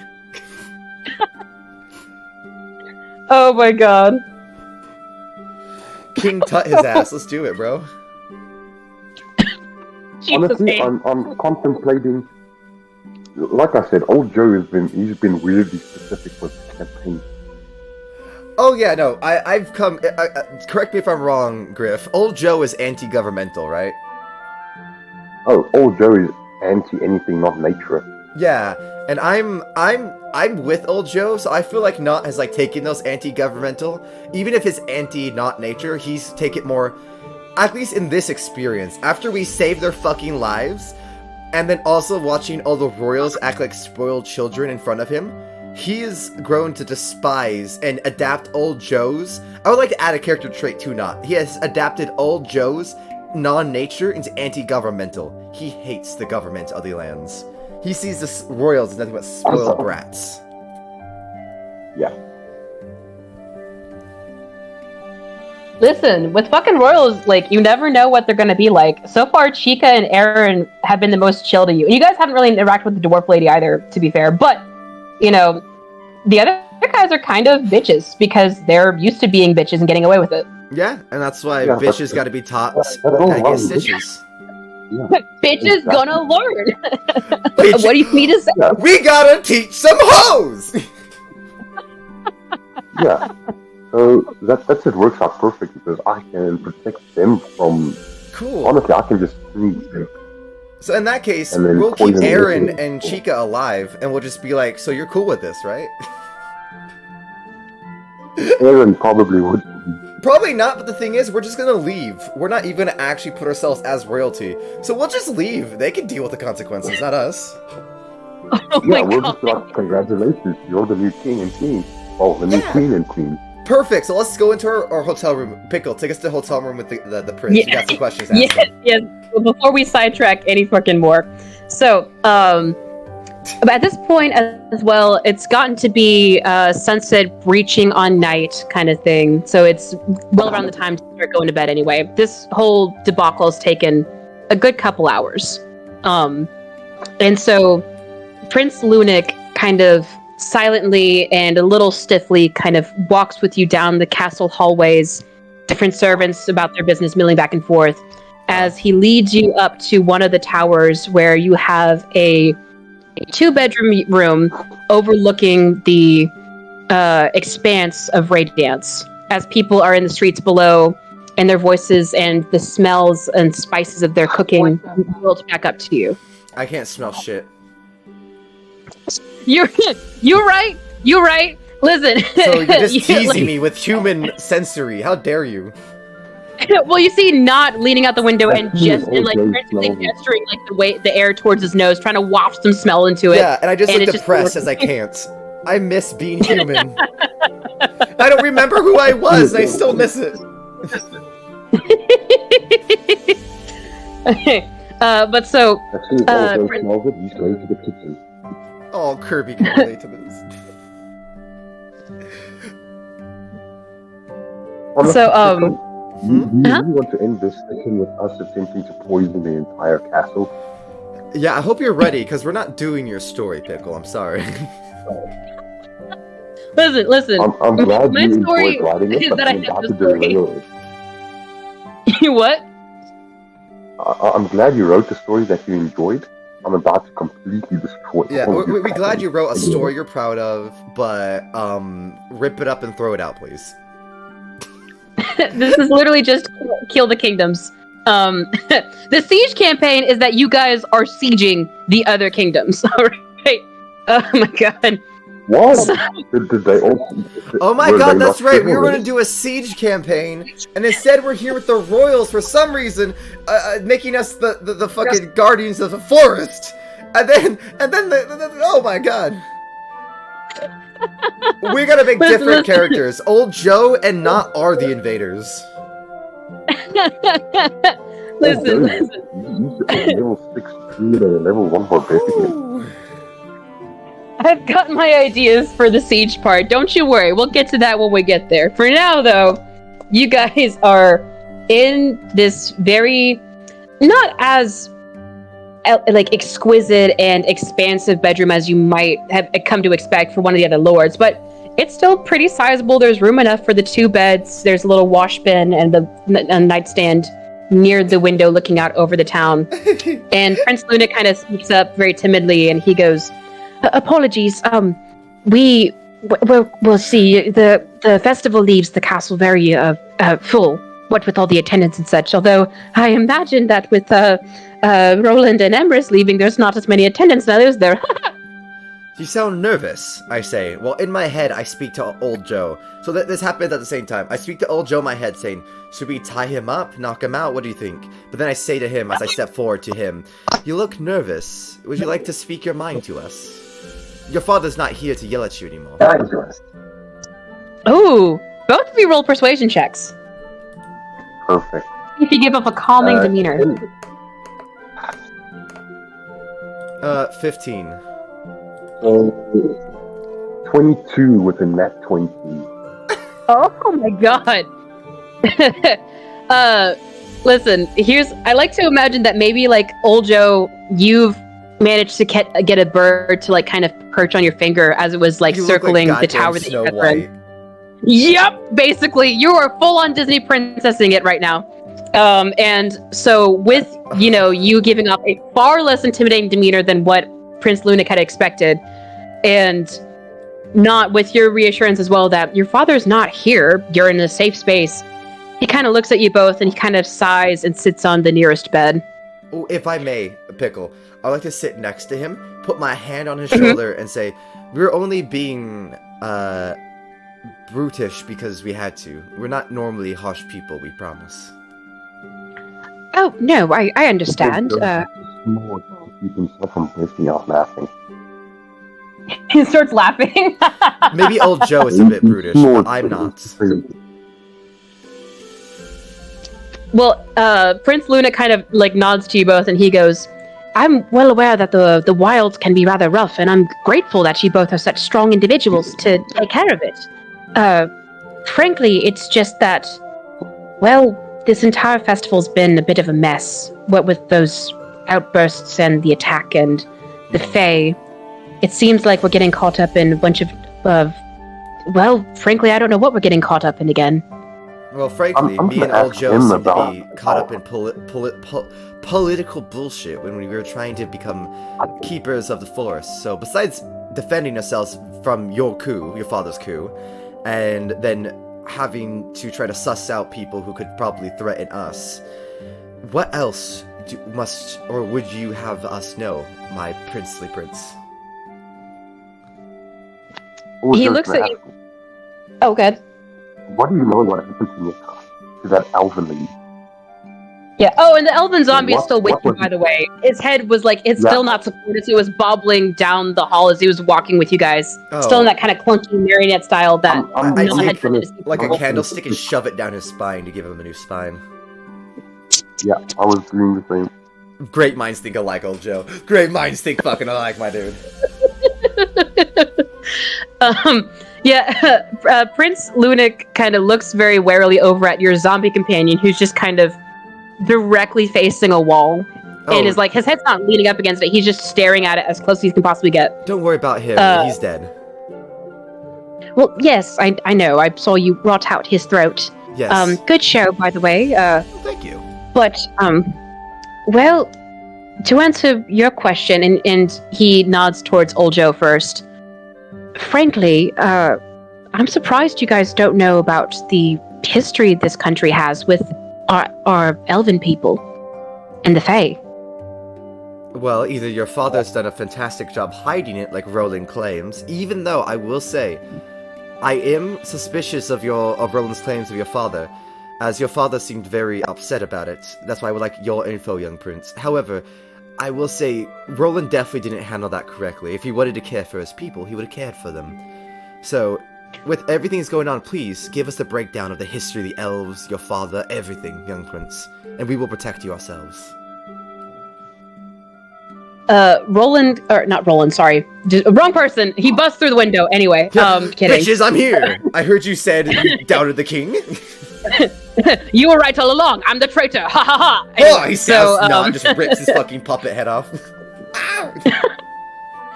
So, Prince Lunik kind of blushes and he looks on. What's up? Huh? Since Roland came through the window, we're in a castle. It's probably very high up. I'll just cast Thunder Slap and smack him down and step out the window. He died from fall damage. Yep, fake Roland goes back out that window. He's dead. But so, Prince Lunik, blushes. He blushes. Sorry, I got distracted by a thing. He blushes and kind of looks down at his hands where he's kind of wringing them nervously, and he's like, well, I suppose it's only sensible, considering that you both are somewhat of, not in touch with the history of this kingdom as much as other people might be. And he takes a slow breath as he goes, see, we've had problem with the Fae and the Feywild for generations now. I can't even remember how far back when.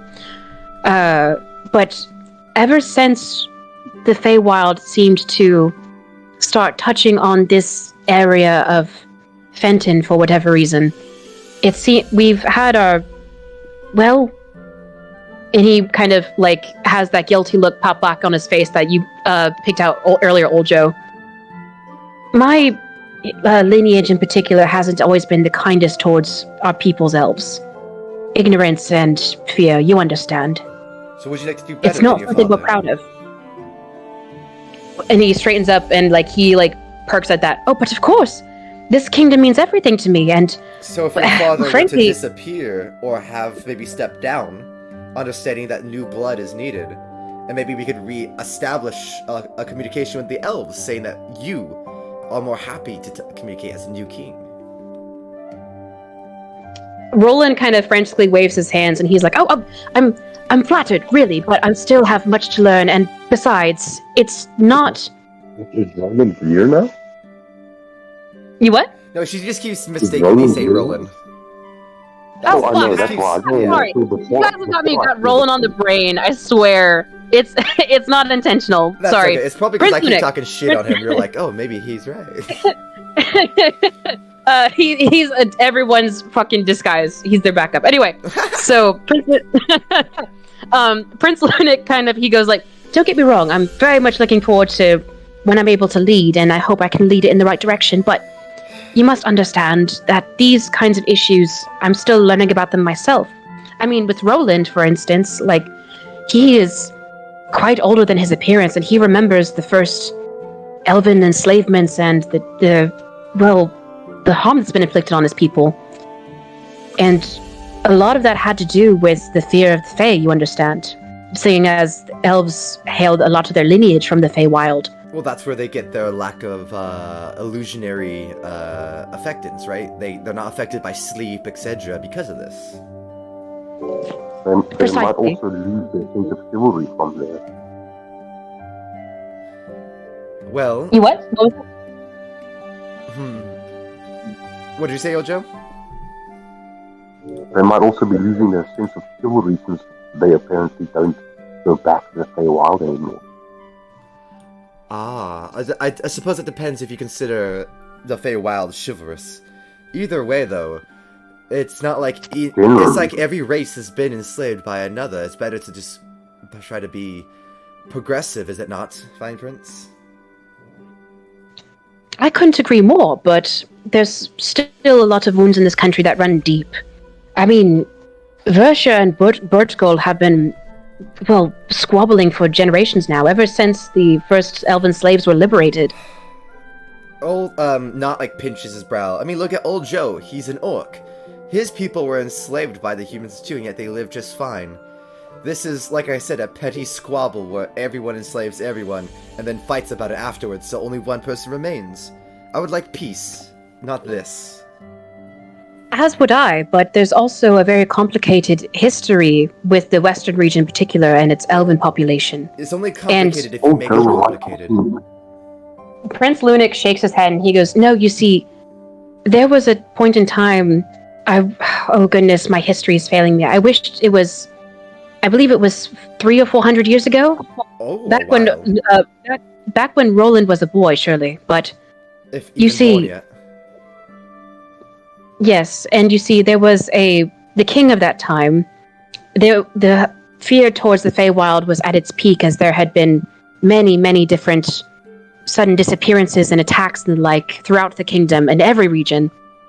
And so the king, well, frankly, in my opinion, abusing his power, he rounded up every elf of the kingdom and he took them to Versha in order to do slave work, mining the minerals and the ore of the mountain for construction and trade.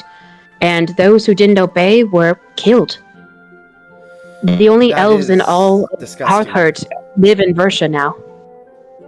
That is indeed disgusting. But that was also multiple generations ago, isn't it? Lunik has a very crestfallen look on his face, and he goes, not to the elves.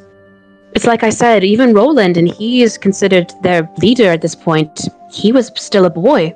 He remembers what it was like being rounded up as a slave and watching his kinsmen be slaughtered. In this kingdom, frankly, So he is being racist never then, really by saying that apologized all for humans are the same.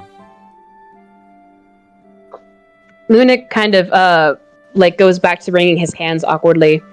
I try not to be harsh towards Roland, as I understand his anger. I mean, Well, fair. some of what he said is true. My father's never really fully atoned for what he did, for what his lineage did. But why does rather. your father have to atone for what his father's father did? That was not your father's actions. Lunik kind of sighs again, and he goes, well, if you ask me, it has to do with Count Gerard. Who? Apologies, friend. Count Gerard is the man you saw. He's the Lord of Bertgold, the region north of Versha. That gross-looking man who was, frankly, kind of rude and interrupted me and Roland's debate. Lunik laughs a little at that, and he's like, yes. You see, Count Gerard has always been something of a, well, if you don't mind me saying so, and he has a little mischievous look on his face, a bootlicker, in my opinion. He kisses your father's ass in order to stay in, then. Yes, for sure. And you see, Bertgold, whenever the elven slaves were, well, frankly supporting the entirety of this kingdom, they were the region that had the most slaves and benefited the most from their labor. So whenever So he's like the South. Got you.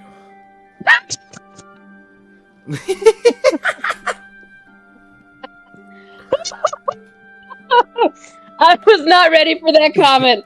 Oh, that's fucking hilarious. Inspiration. Thank you. I'll take the inspiration. But not Yeah, not and, will say. So he's like from the southern borders then. So Prince Lunac just kind of he like looked at you a little confused, and he's like, I suppose I mean Priya is actually a pretty progressive region, especially since Aaron took over. Oh, I all haven't things been there considered. yet. Maybe I'll have to go back. Oh, it's delightful. You see, there's not a lot of woods there, so they have the least interaction with the Fae. But there's all these see. different caravans that come through from Faerun, and we get to have such wondrous trade through there. It's so colorful, and there's so many different people there, and so many different cultures. It's fascinating. Fascinating. So you're saying it's almost like a mirror. Instead of the southern borders being hostile towards other races and cultures, it's the northern borders. I suppose so. What country are you from again? Oh, a place called Utah. Utah. Ah, I see. It Yes. sounds so interesting. Yes, yes.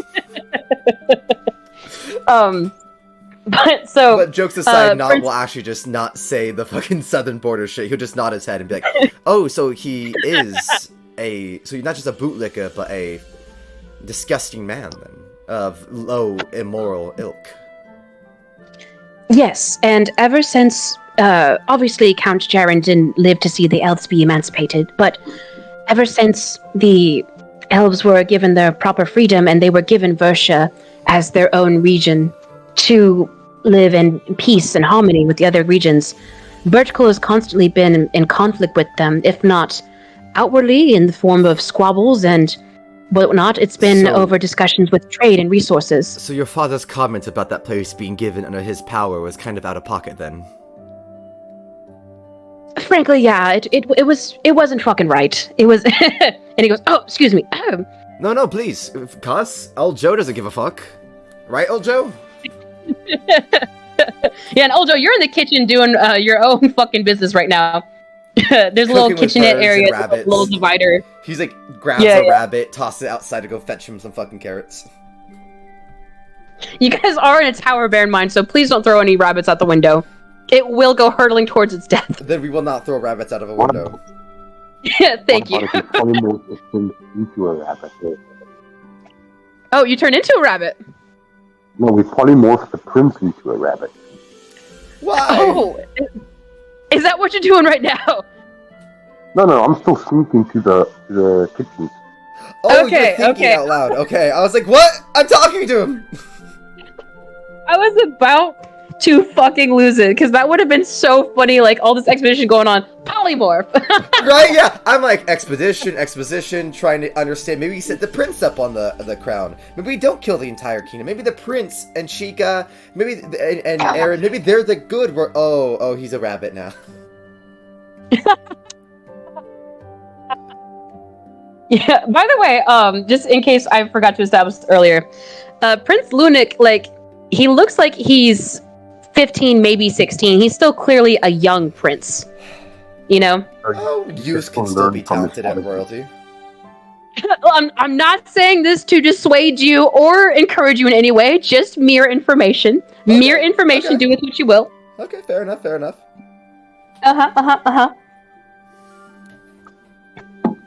Alright. But no, so Prince Lunac kind of nods at you again, and he's like, yes, Count Garand has always been a bit of well, he's always been a bit of a shit stirrer, if I'm encouraged to be frank here. If we were to maybe say, my prince, and this is just an idea, as you know, we are more of a brutish people, so if our idea comes off a little harsh to you, please just let us know.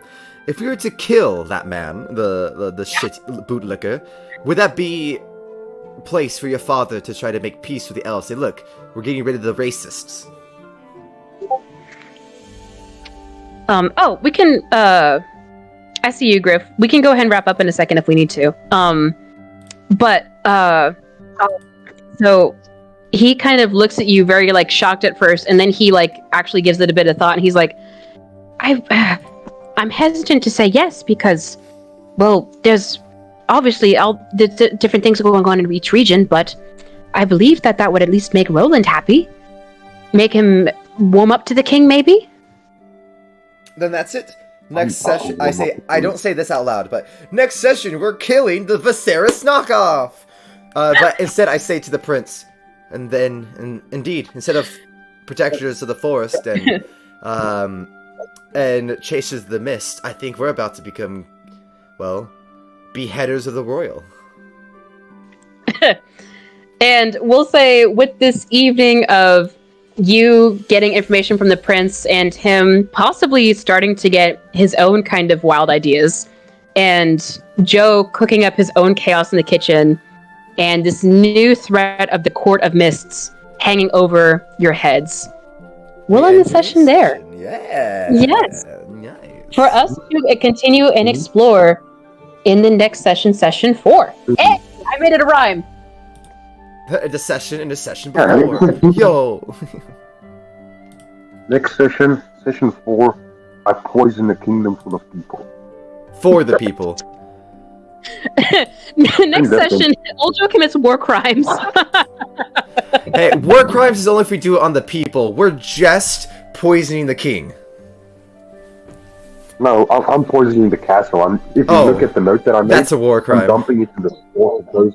I'm dumping it in the sauce that goes with most of the food. Yeah, that's a war crime, I think, Old Joe. What does not care about war crimes, though? Not hasn't. To be fair, he's a puppet. And I would like to say, like, if we could do like a fireplace chat, if you want to, Pickle, and of course, Griff, you can leave whenever you like. But like, I'm happy to stay as long as you want. Yeah. Yeah. So yeah, whenever you need to go, you're more than free to, Griff, or ending a session here, just hanging out and chit chatting. I would like to state that Not is like just. I hope it comes off this way. He's robotic, you know, like he doesn't feel that human shit of like he feels empathy and sympathy, but he's not like, he doesn't feel it in the way that like, I'm gonna feel bad ripping that one guy's throat out. For him, it was like math, right? He was going to attack the king.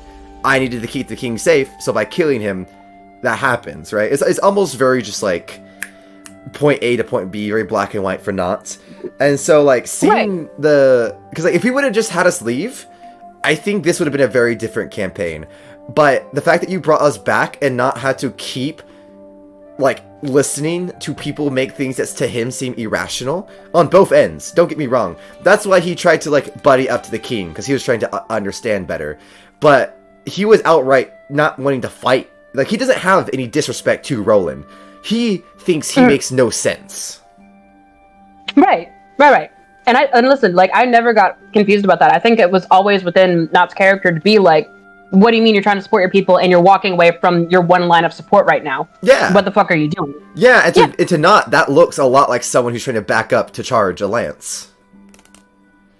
Yeah, and especially with like this being like clearly him raging, the assassin raging at the king and stuff like that. It's like, oh, this was a coup attempt. Oh, this guy is also really like angry towards the king, and he's like pulling out. Yeah, but maybe he's part of the coup. Who knows? Yeah, absolutely. Oh my god, Griff, you come up with a great idea. Mold into stone and then just go through the castle and then fucking poison the soup. Oh my god, we could do that. Just like you know, A Nightmare on Elm Street where like Freddy just puts his arm through the wall. That's Griff. He's just putting his arm through the wall and drops the poison in and then retreats back into the wall. We could do that. Exactly. Oh my god. The prince has an assassin puppet and an assassin druid to kill. I have false life, means we can fake our deaths. We could enthrall people. We have fear and hellish rebuke, misty step, suggestion. I have major image. You guys are literally about to take over a kingdom. I swear to God. Okay, I think the actual plan is put the prince on the throne.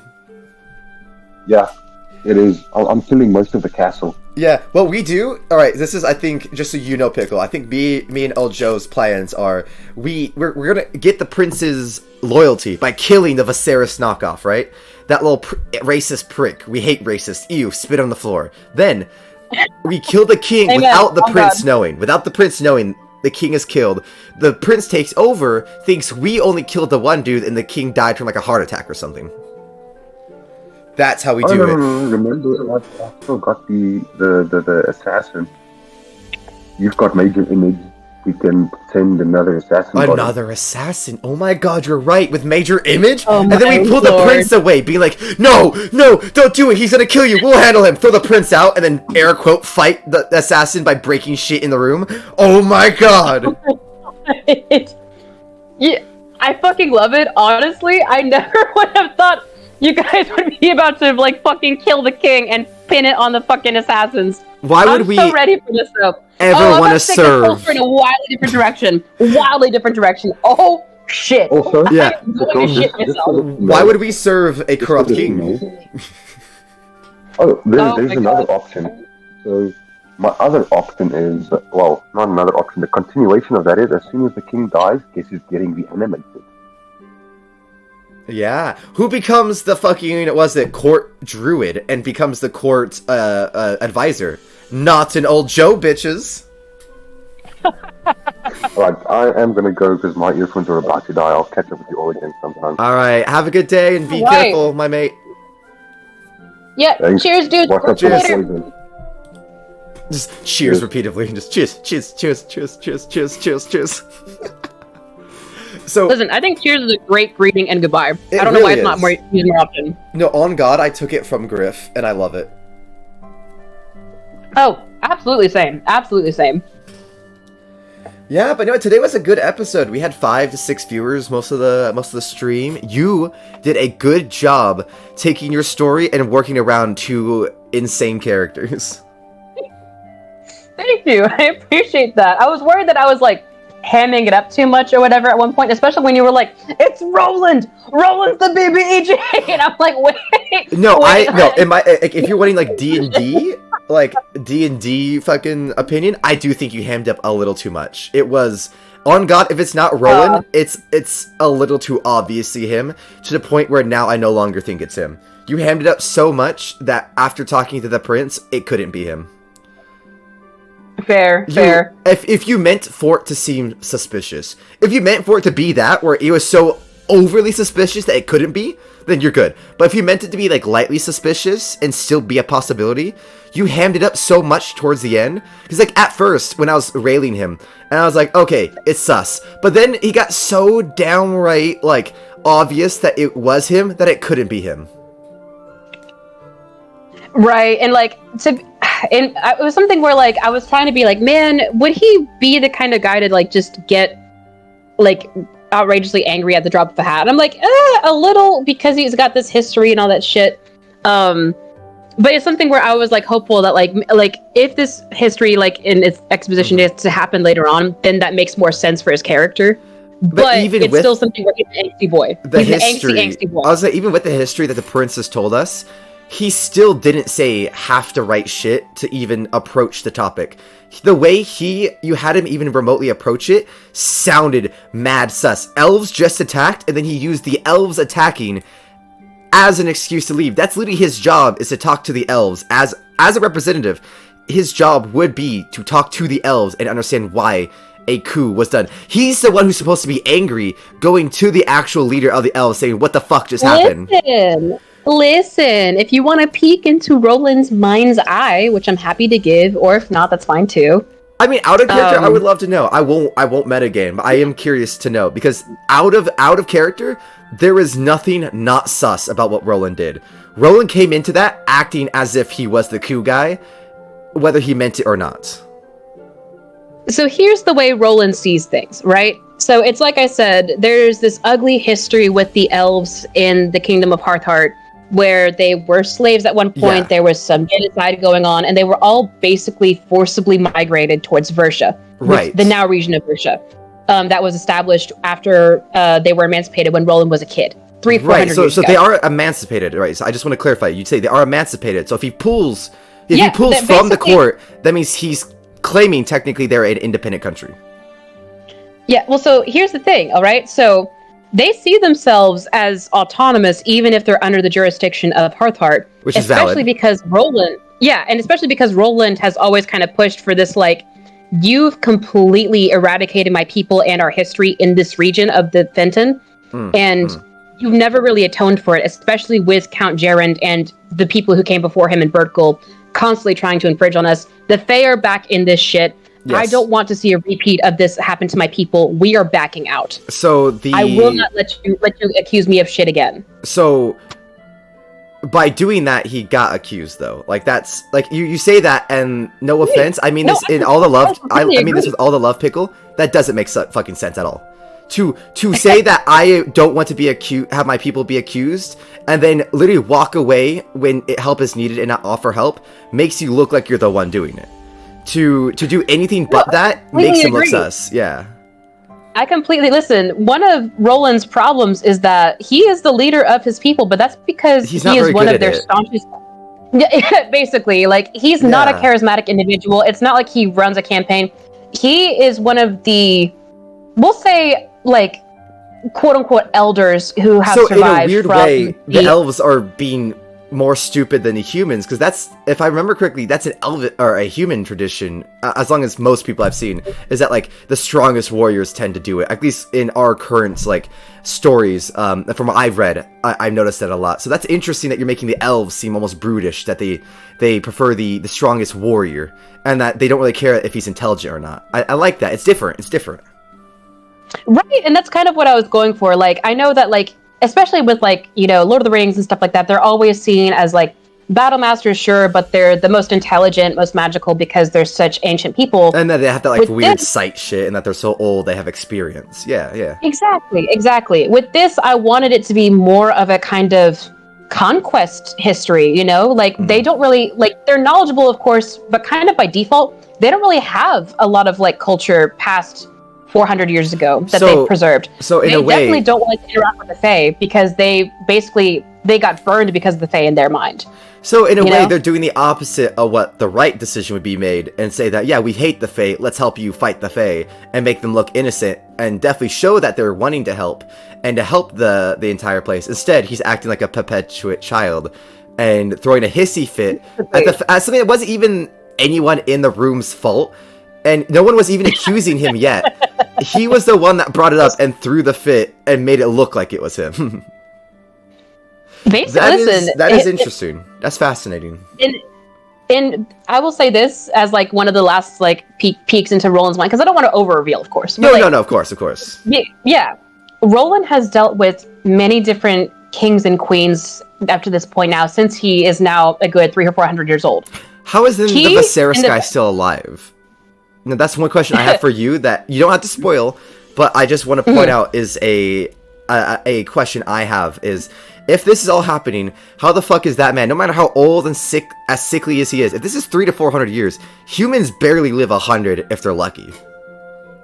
Oh, no, that's what I was trying to establish earlier. Like, Count Germund is not like immortal from the fucking elven emancipations.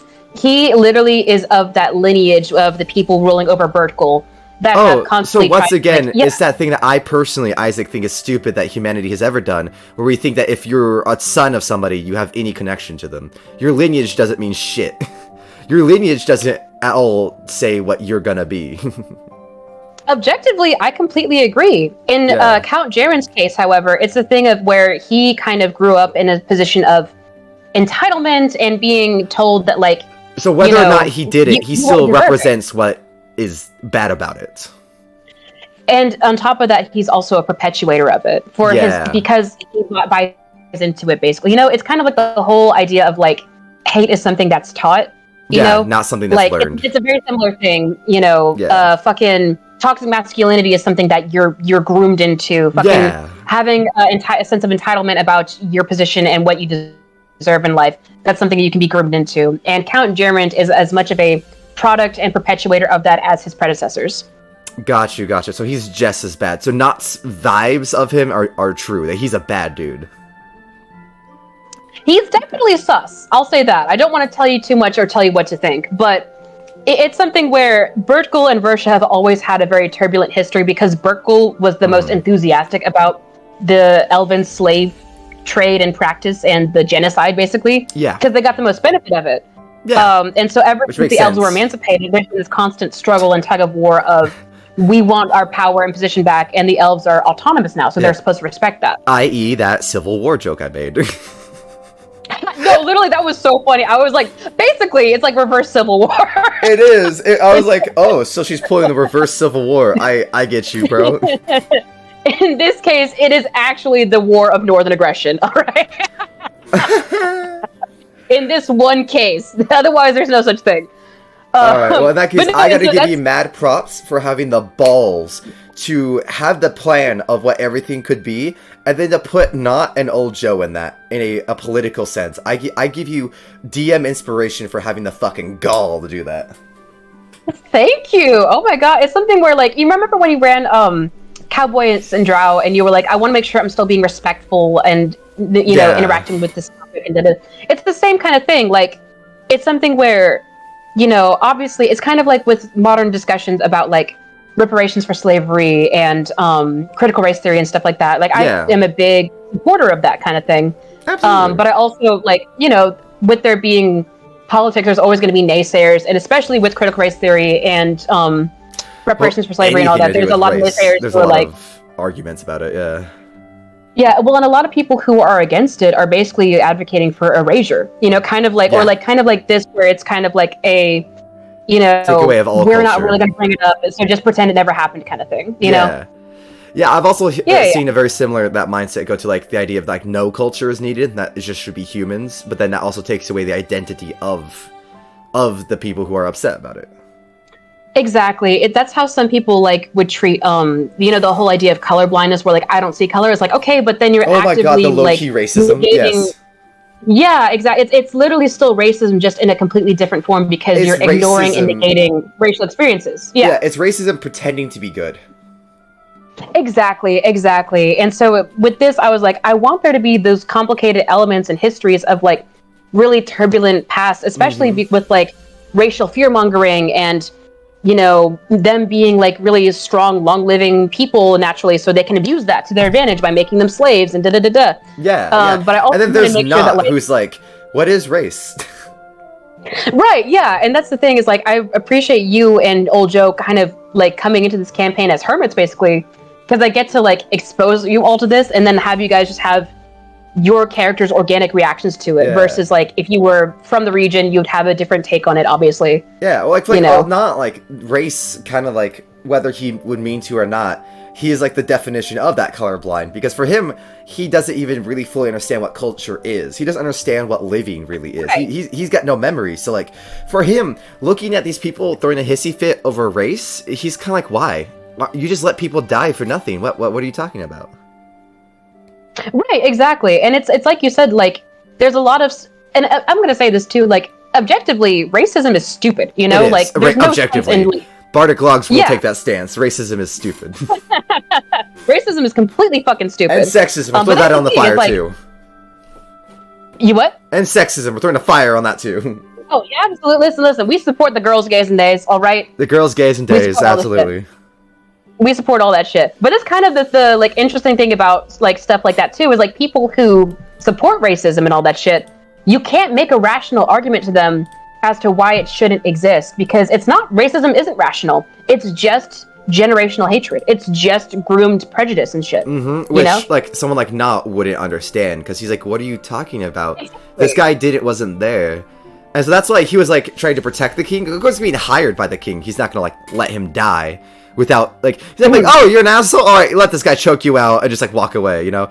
But at the same time, he also, like, that's why he wants to question the prince. And as much as we'll make jokes about, like, killing the prince, I think me and Old Joe legitimately wanted to, like, question the prince. I think we saw the prince as someone who could give, like, a objective standard or objective tale without either arguing sides. Absolutely, and that's kind of Prince Lunic's whole dynamic in this, as he is the, you know, he's the crown prince basically, but he's also, because he's still so young, and the king is still, as of right now, the king is still, as of right now, in good health and may or may not be murdered. We'll see next session. But it's something where, you know, he's still in a very passive role, so he's able to have his own opinions and observations on stuff without having to be, like, politically correct in his father's sense, basically. You know, like, his father would not talk openly about the elven enslavement and genocide of their forefathers, because he would be like, well, I'm not my forefathers, da da da da. But you know, Prince Lunac is like, the reality is that we've never really addressed it. It's just it just happened. The reality is that you've never even said you're sorry for what may have happened, whether you did it or not. You also, like we brought up with the fucking Viserys knockoff, that douchebag. I'm only ever gonna call him Viserys, just not as disrespect to you, but disrespect to him. Right. Is that his knockoff ass is like, it's by the king not, like you said, like he's a perpetuator, and by the king not, like, essentially by the king not either taking him out of power at the very least, perpetuates the idea that even if I'm not actively doing it, I don't care if other people are slavers. Wait, and that was kind of what Roland was getting at when he was like, this kingdom has never really supported me and my people. I need to fucking withdraw for a minute. It's like, Roland especially feels like the king never really... Bertgold's constantly tried to infringe on Versh's power ever since the elves were emancipated. Yeah. And the kings of the past, including up to Regis, never have really put a stop to it. They've just kind of been like, resolve it yourselves. If it goes to war, we'll deal with it then. So it's been this constant kind of Cold War tension between Bertgold and Versha. No, see, well, in that case, that's kind of like a similar Cold War to like the United States and America, or Russia. Right. America and Russia, where it's like, you know, both sides said some pretty horrid shit about each other. Both sides said some, and their propaganda was objectively not cool, out of pocket. But both sides were also operating under the fear of the other. Like, I'm sure that Regis is more fearful that, like, if he just gave the elves everything, that then he would have a civil war on his hands, which would kill his own people. While there's the elves who are like, we don't care about your people, we only care about ours, which is both valid and also troublesome at the same time. Oh yeah, it's like, I appreciate you picking up on the nuance of this, because that's exactly what I was hoping for. Yeah. But, no, yeah, that's kind of like the way Regis sees it, is like, he's like, well, you know, I lose either way. Like, if I give my full support to the elves, which they are deserving of because of our country's ugly history with this, you know, then I risk offending Bertgold, and that starts a whole nother shit. If I just let things go on with Bertgold for too long, Versh is going to get pissed, and they're going to lash out several hundred years worth of just repressed rage, basically. Yeah. And that kind of repressed rage could be horrible. So in that case, then Not and Old Joe, in a weird way, with the prince, are like, in a weird way, I see what you've done. You put us as the deciding factor, because whichever way we tilt is kind of what ends up going for the fucking kingdom. Because if we kill Viserys knockoff, then we can give the full support to the elves, because then we're able to not worry about that civil war. If we kill the king and Viserys knockoff, we put the prince in there, and we essentially bring in a whole new dynamic. Or we let nothing happen, and this is something I legitimately I forgot to bring up with Joe before he left, and I want to warn you about, is that in the back of Nott's head, we might just fucking leave. No, yeah, and I think honestly all of those options are valid. Like, it's something where I was like, well, minus the attempt to poison the entire fucking capital. I didn't think about that. I wasn't expecting that either, to be fair. If I'm being honest, wasn't thinking about that. Listen, I'm thrilled because that could take things in an entirely different direction. But, so, here's the thing, right? So, I was prepared for you guys to go ahead and get, like, involved in this. I'm prepared for you guys to walk away and make your own opinions, or even just walk away from it entirely. That's what I think is, like, fun about this little, not to self-brag, but, like, that's what I think is fun about this homebrew I'm creating, is, like, I'm trying to make it, like, completely sandbox, in a sense, you know, where, like, you guys can get involved if you want to, and if not, I have other things I will see happen with these pawns I'm moving to, but that's kind of the fun of it, is, like, I don't want, like, you guys are not railroaded into helping the elves or letting things stay as they are. It's legitimately how you guys want to explore it. Honestly, my prediction, and as a player, my if I can put a prediction out for what you're gonna do, absolutely, is my prediction is that you're gonna do this. You're gonna have us stay here, knowing that at the end of the day, as much as we may want to leave, we're gonna be violent and we're gonna kill people, because at the end of the day, Old Joe probably senses that, like, the forest would be in danger if the government is all fucked, and on top of that, like, the Fae also destroys the forest, so I'm sure Old Joe is low-key, like, interested in that too. And then Not likes the prince. I think as more time goes on, Not likes Chica. Not likes he doesn't like that she's trying to fuck Old Joe, but he likes Aaron. He doesn't like the sex, but he likes her. And with, like, all that, like, I could see Noct and old Joe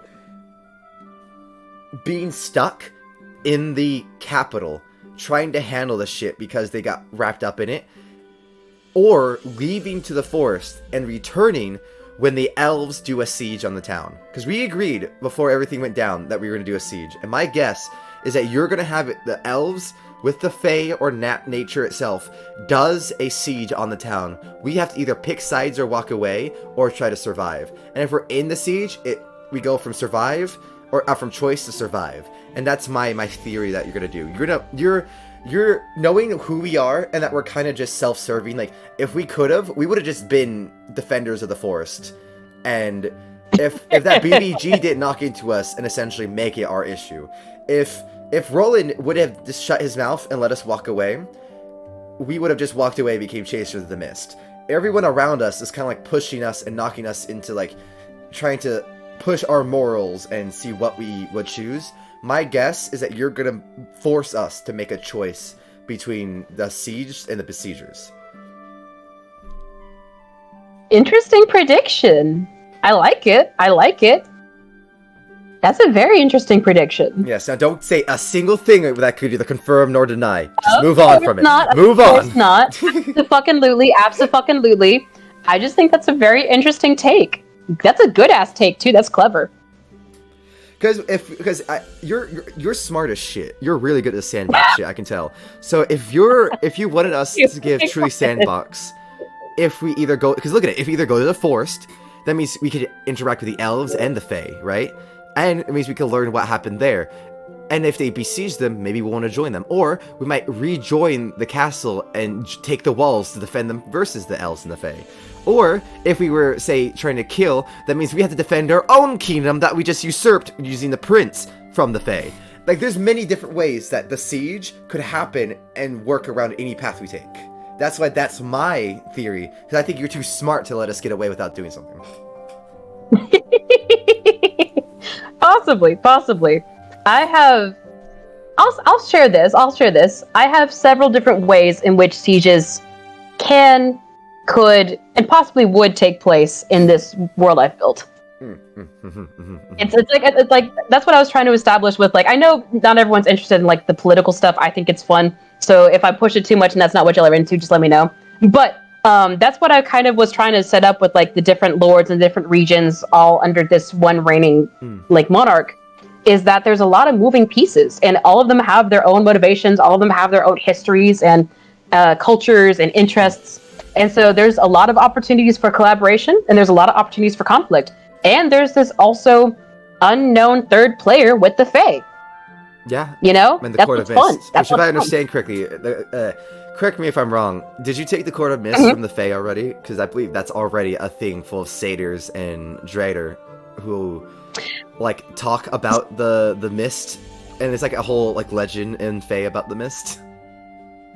So I'll say this a little bit, and this might be, you know, I'll see what your opinions are on this. But so, as something where when I was setting up this campaign, I was like, I definitely want the Fae involved in it, because I think the Fae and the Feywild are so fucking cool. And I tried to do some research and all that. I know that Wizards of the Coast released, like, a module, but they also were in the midst of their bullshit, so I was like, not fucking doing that. On top of that, Wizards of the Coast is very, how'd I put it? They don't try to...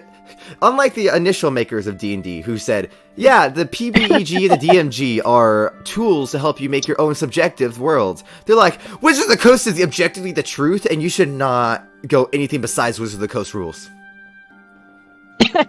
No, I completely understand. And that's kind of what, like, in my research I was coming across too, was this whole debate of, like, well, you can either go with exactly what Wizards of the Coast says, which also, to be fair, they, outside of their Feywild module, they don't say a lot about the Fey or the Feywild. Yeah, or you can just kind of subjectively do your own thing. And I was like, you know what? If I'm going to subjectively do it, I'm just going to go all in and just kind of make it my own thing. Yeah. So, like, there will be similar courts and similar names. Like, there's going to be the Seelie and the Unseelie court. You know, I've stolen a couple ideas from Dimension 20. Councils, whatever you said before, the one with all the kingdoms and shit. Oh, well, the Court of Lords is the one that's in Hearthheart. They're not in the Feywild. No. I was just asking. I was just clarifying that. Like, yeah, there's a lot of courts. Oh yeah. And that's the other thing too, is that's kind of nice about like doing it purely subjectively, is like there doesn't have to be like certain specific courts with certain specific makeups that you have to adhere to, or else it's not. You know, Yeah. like Unless you have that nerd pull out his dick and put on his glasses and be like, well, actually. Exactly. Like the nice thing about Wizards of the Coast giving such little info about the Fae, and also like most people just doing their subjective take anyway, is you can kind of make it whatever you want. Yeah, exactly. So like that's kind of my DM discretion disclaimer for this campaign, is like, I know that there are different things out there for Fae. I know that Wizards of the Coast probably does things different, but and I don't care. Wizards of the Coast. Yeah, low-key.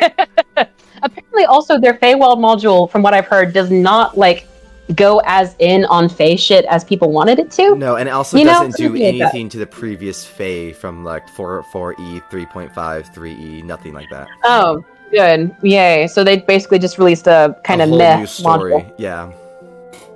Yeah. Which isn't very good. Kind of that's kind of encouraging in a weird way, though, because I was like, man, maybe I'm missing out by not getting this module. Like, maybe I should purchase it after a while. Nah, you're good. No, I appreciate that. That's good. That's really good to know.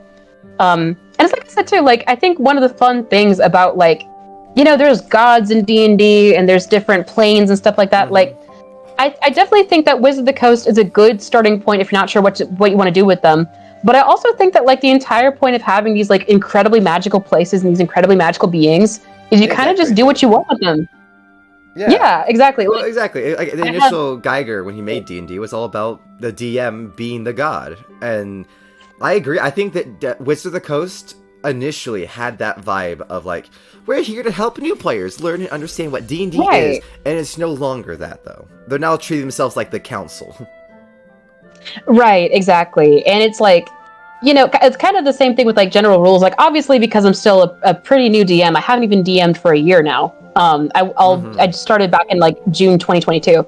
But literally, it's like, I still get stuff confused with combat all the time. I'm happy to be corrected because I'm not a dick, and I, like, honestly think that having clear, followable rules with Wizards of the Coast is easier than trying to make up my own combat shit. Yeah. But I also will always still be like, oh, if I just don't think it works for this situation, even if the rules say otherwise, I'm just going to say it doesn't work. Because that's the whole point of the rules, is to, like, give you that guidance.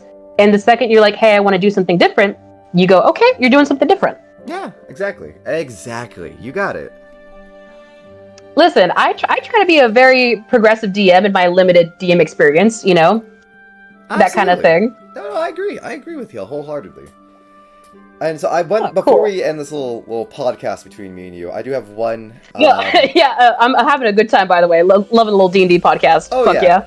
In my old group, we used to always do this where we would do like a campfire at the end. And with my Monday D&D group, I usually try to, at least at the end, ask if anyone has questions, concerns, or confusion. Oh, for sure. And with the same thing with, like, chat and viewers and stuff too, if they have stuff they want to ask or clarify or anything, I'm more than happy to disclose. Absolutely. But I would say that before we go, I do like, because you said it before and I never, like, answered your question, I do like the political side. I would just warn not to get too deeply into it, because Not and Old Joe are not, like, social or political characters. We built these for the siege. Oh, I agree. Yeah, we built our characters for the siege campaign, so just be wary that, like, combat and more adventuring is what we are built for, not necessarily, because if you put us in a fucking political campaign fully, we may not be able to really play Not or Old Joe. Like, that's just kind of how no. It's something where the political stuff is supposed to be, like, a undercurring theme and kind of like a drive for a lot of, like the storyteller itself. Exactly. But it's not meant to be the main focus, you know? The main focus is there's a lot of, like, conflict going on in the region that you guys are going to get swept up in, frankly. You know? Yeah. And so it's a matter of how you guys navigate that. Absolutely. And that's why I was just wanting to both, like, clarify and say that I did like it. I did, and, like, answer your question. I did enjoy it. But also just, like, give that little, like, yeah, you know, it was cool and all. But, like, even today, a little bit with Roland, I was just kind of like, all right, what do me and Old Joe do? We don't have charisma. We don't care about these people. Like, at one point, I almost just turned to Old Joe and said, why are we even here? Like, why are we listening to them have their petty squabbles? We're not here for this. No, and that's something I am definitely trying to make sure I'm like aware of as the DM for this campaign is like, you know, while I have a lot of like interesting stuff going on, I also do like want to make sure that it's not like you guys have to care because it's in your faces and you're right. Like, no, obviously I'm not going to make your characters get involved in political shit or whatever if they're not into it. Oh yeah, I know. You're doing a great job at that so far. Oh, thank you. Yeah, it's something where it's meant to be something to kind of get interest and to like give flavor and lore to the region and shit, and to like the background of a lot of these characters. It's not meant to be the sole focus. Yeah, no, that's what I was just pointing out, just as like a general like, you're doing good, but let's just make sure, because that was, I think, the perfect amount. Like, it was starting to get to the point of like, okay, why are we here? But it was just enough that when it ended, we were good. I thought you did good. Oh, I appreciate that. And no, like if I ever push it over the edge, of course, feel free to check me and all that. But I definitely was like, maybe I'm like going too heavy-handed with this, with like the exposition with Prince Lunik. So I'm glad that you guys were like, no, that's good exposition to know and all that shit. Oh, yeah, no. Prince Lunik, we wanted that exposition. I was talking about like Reynold and fucking the King Regis and all that. Like, all that stuff like in the courtroom was kind of like, why are we here? Why should we care? I was like having to kind of like make not care by making him one to more just state like, you don't make sense, Reynold, and that's the only thing I could keep not like interested. But like right, the prince, that like that kind of like dump, you're good. That kind of like lore dump is what we literally asked for. I'm referring more to the court where we're like, why do we give a fuck? Like on God, if Reynold wouldn't have said shit, it would not have changed anything about Not or Old Joe. And I'll say this too, like whenever I was setting up for the session, I was like, okay, I'm gonna have Roland go back to Versha. I'm gonna have Amaris go back to the port. Mm-hmm. That was mostly the intention behind like the court stuff. I definitely let it get away from me a little bit in trying to like make it like interesting and respond to your questions. So it kind of got away from me a little bit there. But the entire point of the court scene, drama, political drama kind of shit, was just to make it clear that like they're gone, they're back in their respective regions at their capitals, and if you guys need to get in touch with them, you got to go there. Yeah, okay, that's basically valid. Yeah, that's valid. I definitely got that. Yeah. It's just, I think, like you said, it got away from me a little bit. And the amount of time we spent on it, eventually, it also just made it look worse on everyone who was involved in it. Because now everyone just kind of looks sus, and now it's not really like any specific info gained. No, I get that. Like, it's kind of like, too, like, well, if people are supposed to be interrupting, why aren't they interrupting? And it's like, oh shit, I really kind of got into it a little bit. But yeah, exactly. Because like some of the shit Roland said was so easy to call out and be like, well, in that case, then why don't you do it, dickhead? Like, and it's like I said, it's like you perfectly caught on too. Like, Roland is a headstrong character. He doesn't necessarily do stuff that is the most tactical really or makes sense. Right. His priority numero uno is first and foremost towards the elves of Versha. And so that's in any like situation is who he's going to put first, especially when he doesn't feel supported by the king and all that. Yeah. And instead of handling it, like I said like previously, instead of handling it like a professional, which really what is all Not was like calling out, instead of being like, hey, no, I just don't appreciate this. I'm going to step back. I'm going to go communicate with my kingdom. And we're gonna, instead, he was acting like the king was in the wrong, and therefore, because especially if you act like the king's in the wrong, when you're stepping away, that doesn't make like you're stepping away, but you're still here. It makes it like you're stepping away and you're about to attack. Because if you would have stated, like, I'm going to talk to my council, we're gonna go see how the elves feel about this, that would have been one thing. That would have been not being like, you know what, valid, you go do you. But to be like, we're leaving because this is sus. I'm like, you're sus! Listen. What do you think Count Jaren's going to say the second that you guys are away with the prince? He's going to be like, listen, that's some elven shit right there. Oh, wait, with his own son? How's that elvish shit? He sent us away with his son. No offense, Pickle, but that has no sense. He sent us away with his son. Why would we suspect of us when we were sent away with his son? Count Jaren with the king, like talking with the king while you guys are away talking with Prince Lunik. He's literally going to be like, you see that shit that Roland did? That's some suspicious shit, and we're dealing with Faye again. I thought you say that he was saying we're sus. I'm like, what do you mean going away with the prince of sus? No. I mean, you guys are naturally sus because you're from the fucking woods and shit, and you're a puppet. But, like, not in, like, the same way that this fucking assassin and the Court of Mists and the Fae are right now. You know, Yeah, it's like a general like, oh, they're so different and they're from the woods. This is like kind of thing. sadly the one time I have to agree with the racist, which is like he didn't handle that like a professional, and he did make it look like he was about to take his military and then attack us. Or that he knows an attack is about to happen, and that's why he doesn't want his military here, because he knows an attack is about to happen. Either way, it looks like Roland knows more than he's saying. Like, that's literally what he's acting like. No, I completely understand and agree. And that's the nice, fun thing about you guys being so suspicious about Roland was I was like, man, they don't even know, and they're being this suspicious. It's so fun. But understand, but redirect your focus. Yeah. Well, the worst part, and like, I mean this in the nicest way, we weren't even that sus of Roland, and the fact you kept saying it was low key making me kind of like eye twitch, because like we're suspicious of everyone. Roland is the one making himself suspicious. We weren't even that suspicious. You, no offense, Pickle, made him suspicious. We were sus of everyone. We like no offense. We weren't like inherently being like, yeah, whoa, he's sus. No, we were just responding to what you were saying. So the fact that he's sus is really just all on him. Like, we weren't even, like, trying to, like, you know, point fingers. We weren't even, like, thinking he was sus. We were just looking at each other like, how the fuck does that make sense? Like, we weren't even, like, between me and Ojo and our, like, DMs, we're not even going, like, oh, wow, this Roland guy is really sus. We're like, what the fuck is his issue? What is he doing? Like, that's literally the vibe. It's not even that he's sus in that manner. We're just telling, actually, in fact, I'm sure if we went and re-listed it, my entire thing to him was, you're making yourself look sus, and you're not helping your people. Stop it. No, totally fair, and I take no offense whatsoever, man. No offense whatsoever. Yeah, because I definitely like don't want to like when I mean by the no offense, I don't want to be like you know down like no, be proud, you still did good, but that Roland thing was definitely not like.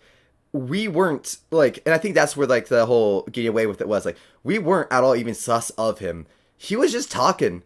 And that's where, like, that's why I said that the Roland thing really could just not have happened. And we'd probably be in the same campaign. In my opinion, from what happened, like, Roland was kind of an extra character who wasn't even needed.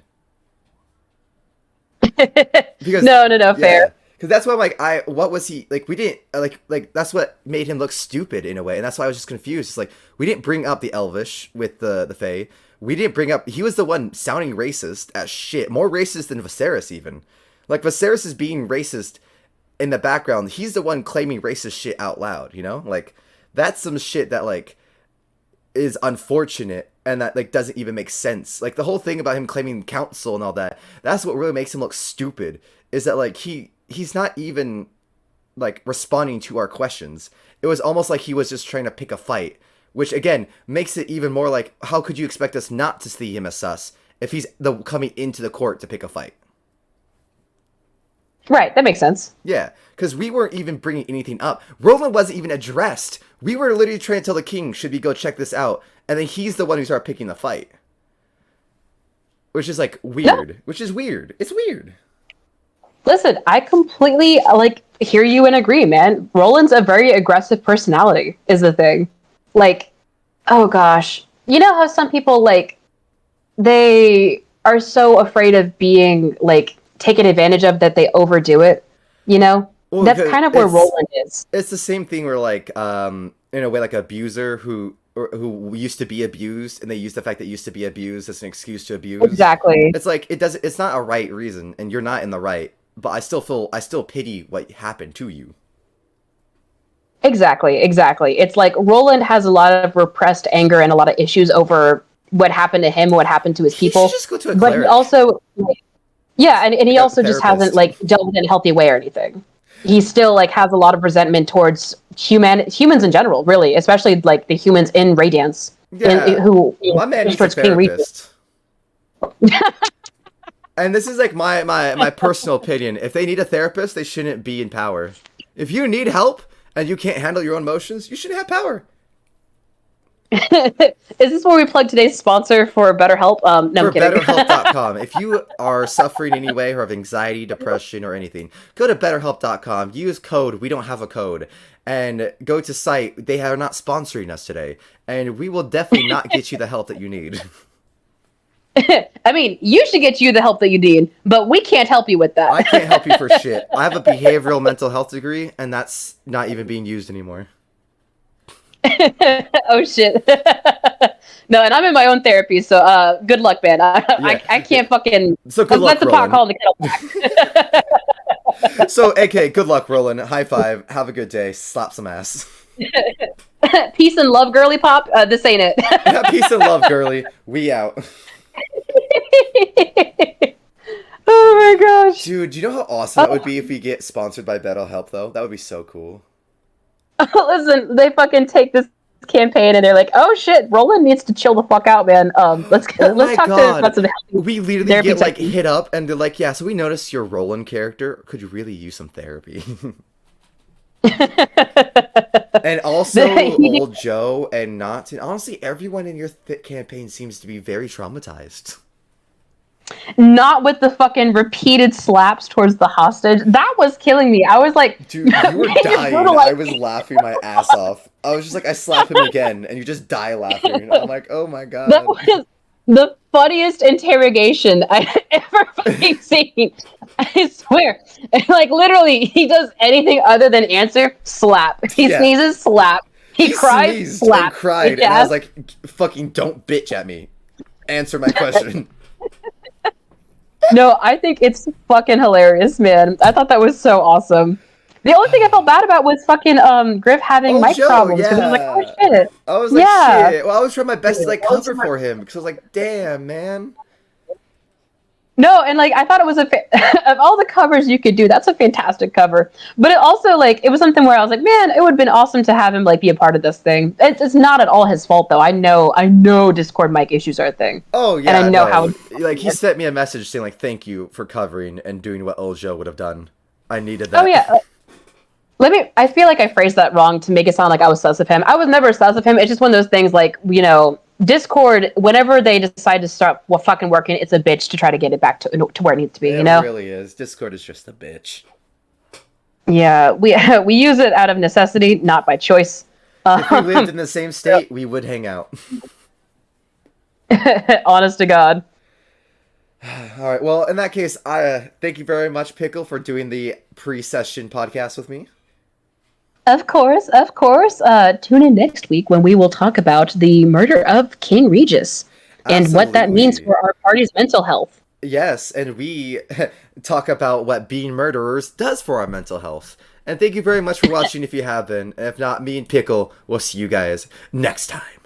Bye-bye! Exactly. Bye!